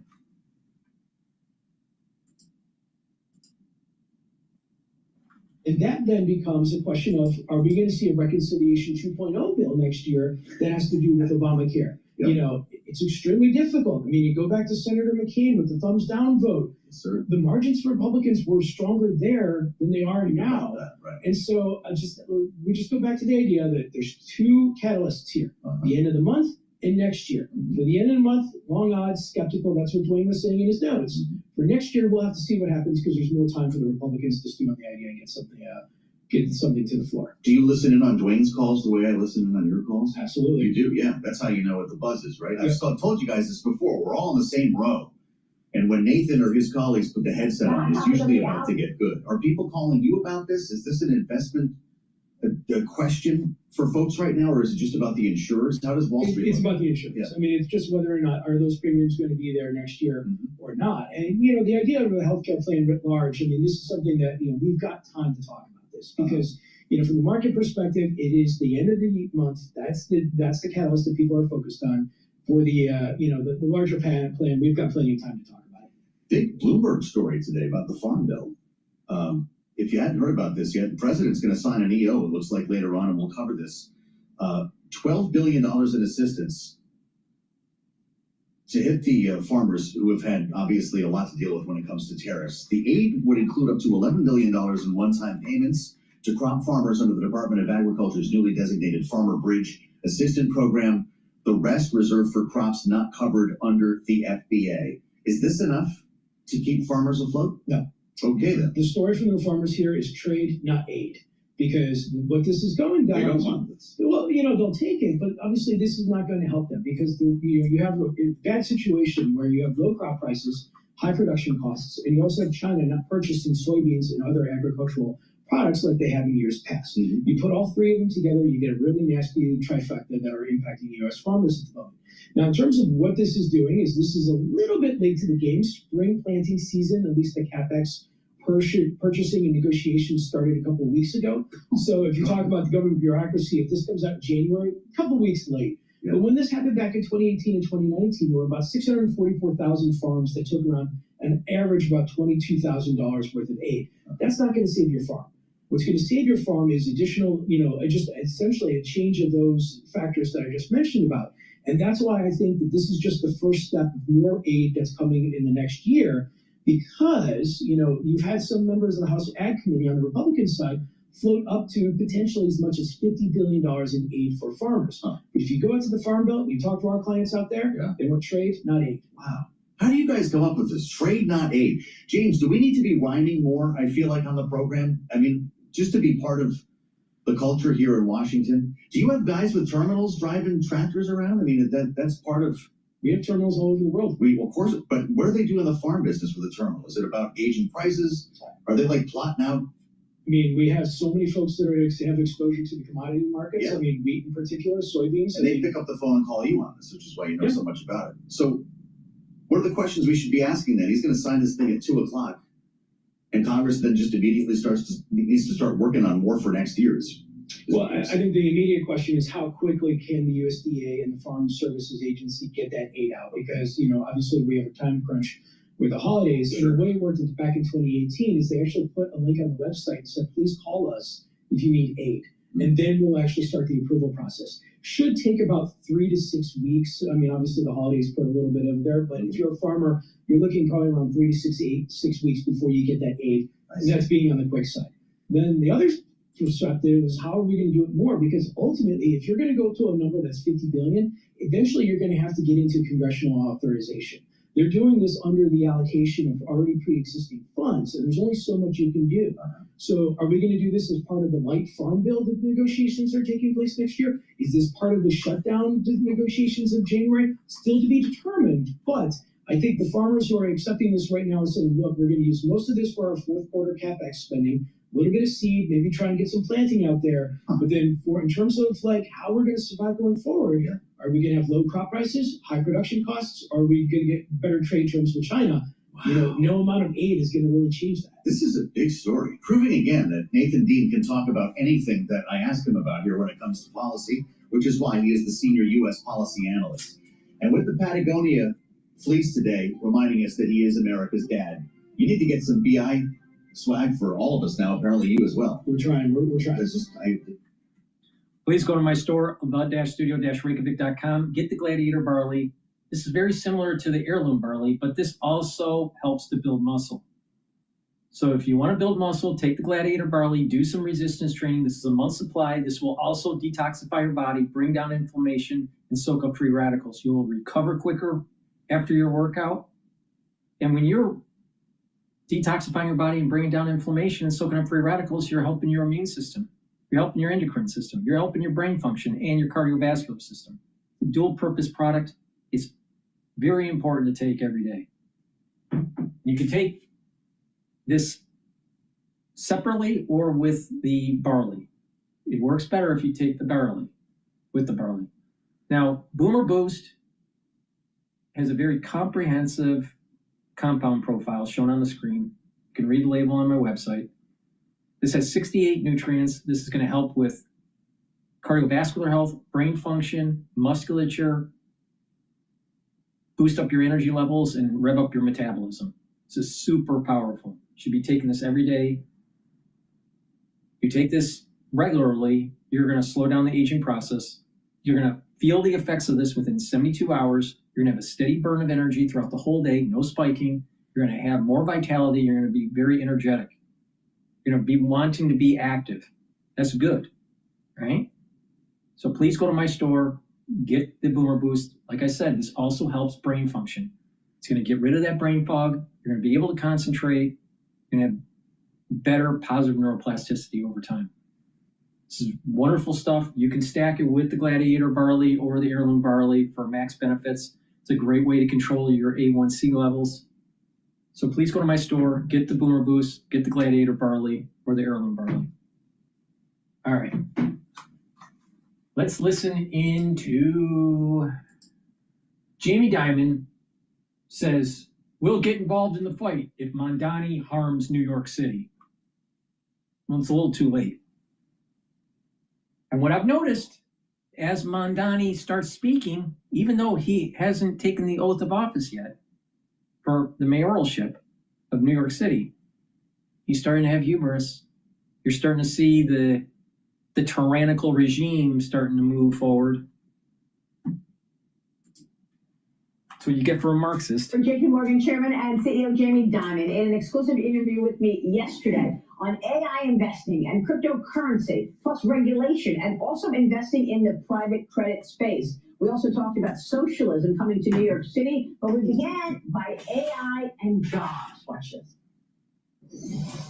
Jamie, what's your sense of jobs? Because here I think there's a little more nuance to the story. It's not just about the macro story. Now you've got to look at artificial intelligence and the fact that AI is creating efficiencies to the extent that it is cutting jobs. What is your plan to ensure that Americans are ready for this new revolution that's underway with AI? Yeah, so I think before you do AI, jobs have gotten a little weaker, wages have gotten a little weaker. And when you talk to businesses, they're going to be a little more cautious hiring. That's not because of AI. That's just because they want to do more with less, and they look at their order books, etc. I don't think AI is going to dramatically. And we're not even in a recession yet. Just wait until the recession comes, and there's massive layoffs across all industries. It'll be structural, not cyclical.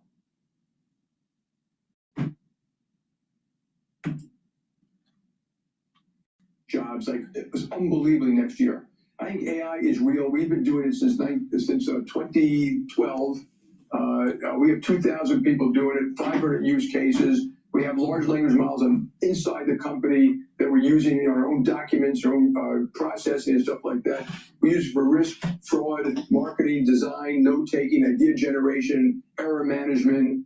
Agents are coming. And for the most part, AI is going to do great stuff for mankind, like tractors did, like fertilizer did, like vaccines did. They'll save lives. We'll be working, maybe one day we'll be working less hard, but having wonderful lives. So it'll cure a lot of cancers. It'll have composite materials.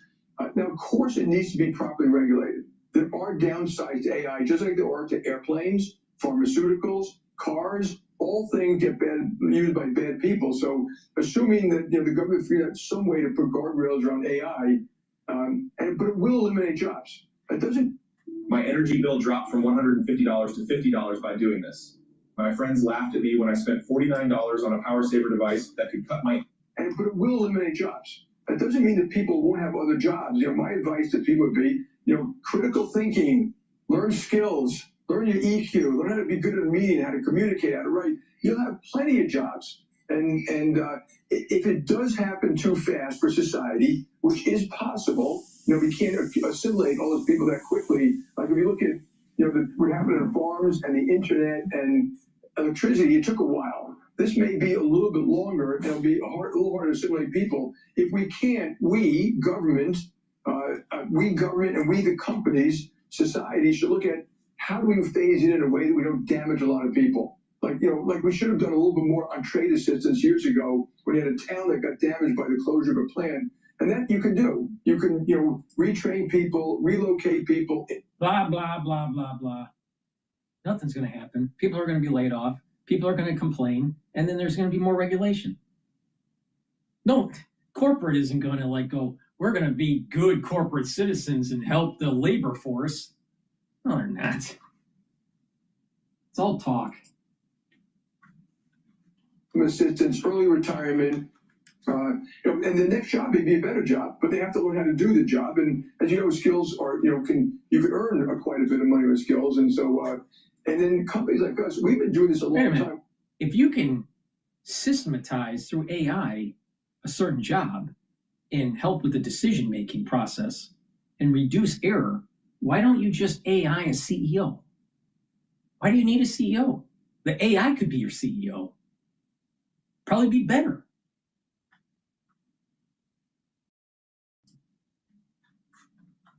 What we call redeployment programs.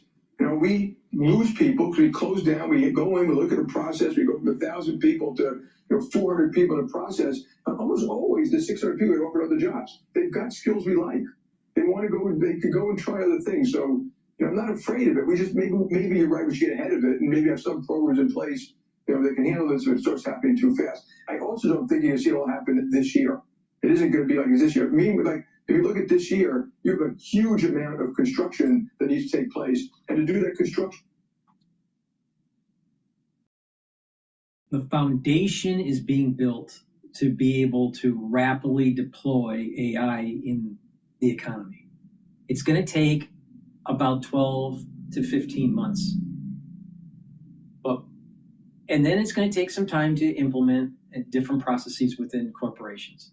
But when the recession hits and you start seeing 6, 7, 8% unemployment, not just for the youth, but for the overall economy, that's going to be structural. And then Congress is going to print more money. The Federal Reserve is going to print more money.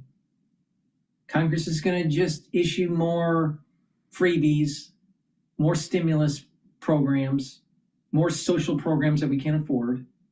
Inflation will go up. And it's just slowly get worse and worse and worse. And that's just AI. We're not talking about humanoid robots. Wait until that happens. And then you'll have further structural unemployment. But, why should he care? He's already a billionaire. need roads and trucks and drivers. You need servers, you need fiber, you need all that. So it's going to cause probably more jobs in the short run in total. Yeah, I mean, we've talked about the fact that we're going to need more electricians and plumbers, and like you said, you know, those trade schools. But Jamie, I guess what I'm asking is, are we going to see any return on investment on all this money anytime soon? I mean, Jensen Huang told me that we're talking about trillions of dollars every year going into the build out of data centers. I mean, look at all these data centers that we have actually seen built in America. I mean, at this point, we've got about 5,000 data centers that have built for AI. When you add up all this money, all those trillions of dollars, where's the return on investment, Jamie? And when are we going to see it? Yeah.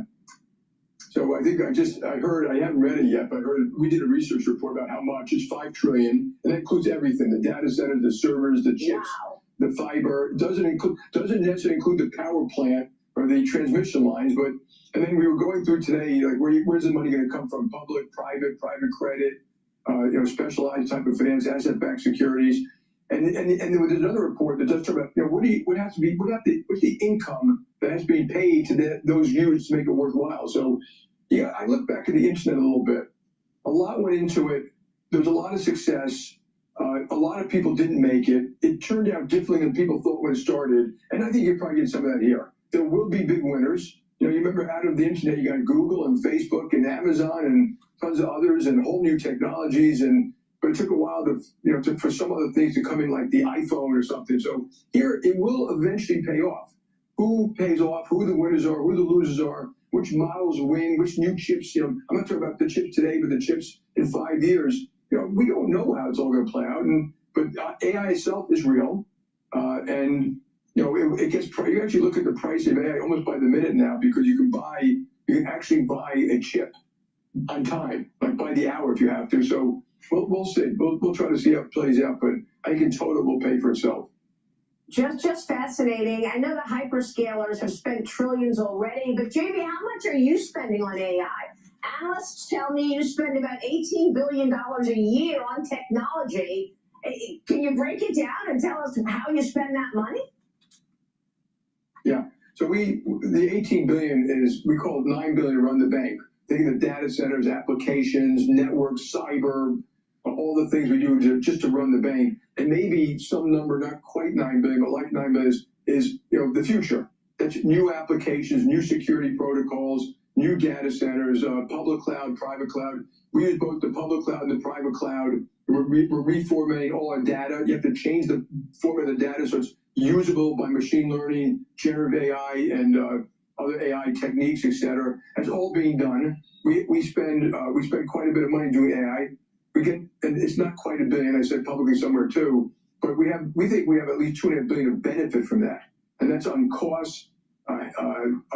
Speed, lower fraud, higher prospecting, more efficient marketing, fewer customer errors. So it's really is a very broad-based thing. We try to analyze. We don't analyze all of it because you can't tell it in some categories. And whenever we meet as a company, at any business, we sit around a table, we go through, and this has always been true. What are you doing to do a better job for your clients and the company in the future? And that's operations, technology, AI, process, procedures. Obviously look at competitors, pricing, all these various things, but we're always trying to assess that.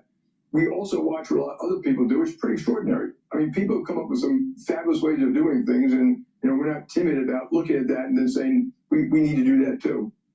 Really exciting. And I was with Paul Atkin. Please go to my store, the-studio-reykjavik.com. Get the collagen. This is dual purpose. This is a month's supply. It's very high quality collagen. This is going to help with your skin, your nails, your hair, your cartilage, your joint health, your musculature, your bone density. Very important to take every day. Again, this is a month's supply.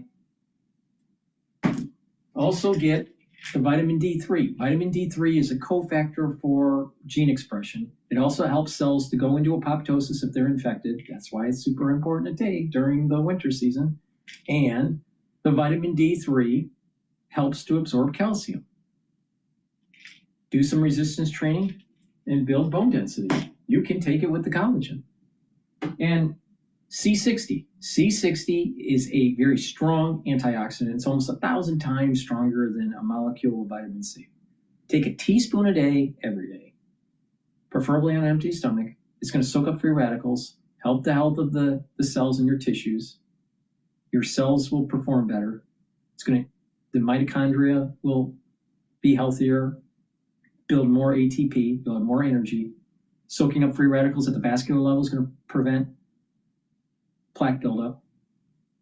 Soaking up free radicals at the neuron level will reduce the stress of the neuron, boost up ATP levels. Your mitochondria will be healthier. You'll have more neurotransmitters. You'll have better neuroplasticity. You'll be thinking faster. You'll have better memory. And by soaking up free radicals, you're slowing down the aging process. C60 will also soak up free radicals at the basal layer of your skin, so your skin will improve. You can stack this with resveratrol to get added benefits. You can get it in MCT coconut oil, avocado oil, and extra virgin olive oil in a 2 ounce, a 4 ounce, or an 8 ounce configuration. Take a tablespoon a day, every day. You'll start feeling the benefits of this within 2 months. Your immune system's going to improve. Your endocrine system's going to be improving. You'll have more energy. You'll recover quicker after a workout. By taking a teaspoon a day, every day, for a year, and you do a before and after comparison, you will notice that you are looking younger. So it's a cornerstone of my anti-aging protocol. Get the C60. I've been taking this since 2016. Please go to my store and get the C60. All righty, let's continue. The other day, the chairman of the Securities and Exchange Commission, who told me that financial services as an industry is moving further and further toward tokenization. Jamie, what can you tell us about tokenization? Is JP Morgan moving there as well? And how is financial services changing with regard to tokenization and digital assets? Yeah, first I want to applaud the SEC commissioner for getting on top of this issue about why we have shrinking capital markets, public markets. So we've gone from 8,000 public companies in 1996 to 4,000 today. I'm not against private credit or anything like that, but a lot of things are moving out of the banking system. We got to look at what we did. We overdid it with rules, regulations, ISS and Glass Lewis, and it damaged some of the vibrancy of our capital markets. We still have the best in the world. And so now if you look at our capital markets, it's been adopting technology nonstop. I mean, for years, mainframes, processing, algorithms, of course, virtually nothing to process trades. We moved $16 trillion the other day. In one day, 16 trillion. It goes through our AML systems, our risk systems, sanction systems, fraud systems, OFAC systems. It's cheap, it's fast.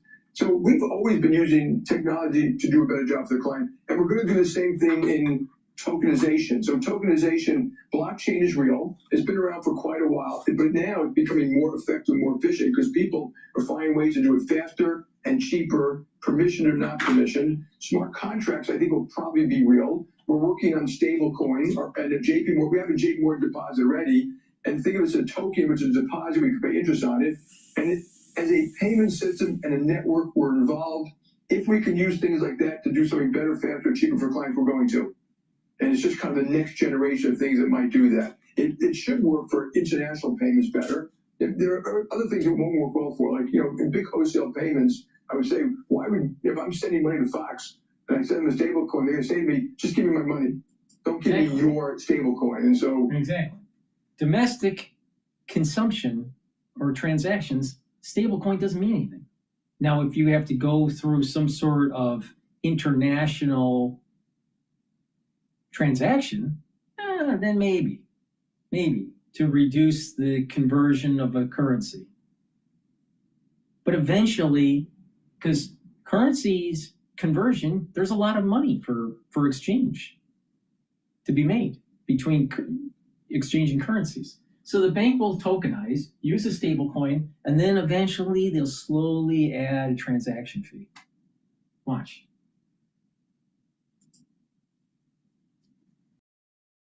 We'll work it through. To me, this technology goes to morph over time, and we will kind of want to be in the mix so we understand it, we utilize it. There may be industry or groups that do it like DTCC, where it needs to be interoperable. And it is also important for you and the people to understand that we need some kind of guardrails around it. Because when we do a lot of things, we have to follow rules and regulations and pricing and best price and best effort and AML, KYC, and this needs to have some of that too. So I think regulators and governments, they're all over the place in this, but at one point, hopefully they'll come up with rules and regulations that make it a rational, usable, fair product.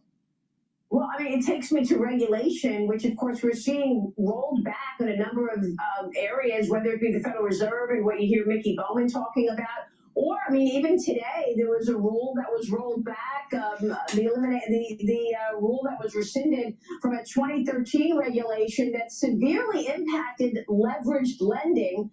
And I'm wondering, now that that rule is being changed, does that help you get more aggressive against the private credit market to better compete against some of these non-banks that have been taking market share, like the Apollos of the world, Jamie? Yeah. So I think in the big picture, Kay, we massively overdid stuff. We all want a strong system, and I've said this to regulators for years. We can have a safer, better system, but it's more flexible, it's more reliant, it's more resistant, it'll lend more, it'll create more liquidity. What we did in some cases was completely asinine. I won't go through all that stuff. I've made that clear elsewhere. So I applaud the fact that there's going to be deregulation. And deregulation, or I think of good policy, is free. So when you go around the world, you go to Europe, et cetera, I said, if you do things right, you'll grow your economy and you don't have to borrow more money or spend more money. Just fix the stupid process you have in place, which is kind of how you look at a company. And so you're mentioning one. We've always had competition. So we have this mosaic of a financial system. We've got private equity and hedge funds and private credit, and among banks, and among all those, there are good players and bad players. So it isn't really just us versus them or something like that. But I do think some of these regulatory stuff, including the leveraged lending rule, push some stuff out of the banking system. You may get more competition. When it comes to direct lending, some of these people are very good at what they do. There are reasons why people are using it, because the client wants it, and that's a pretty good reason sometimes. We're agnostic. We will offer a client syndicated lending, direct lending, preferred stuff. We'll do anything that we think is reasonable and makes sense, that's in the client's interest, and the risk that we're bearing is reasonable. So I do think changing these rules will do some of that around market making, the speed of issuance, disclosures, the cost of doing some of these things. So I do think it's a really good time for regulators, not in anger, not in sorrow, not in anything. Step back, look at what we did, analyze it, talk about what you want to accomplish, and make a set of coordinated changes. And we haven't done that for 10 years. Unbelievable. Jamie, how's the consumer doing? Please go to my store, the-studio-reykjavik.com, and get the turmeric.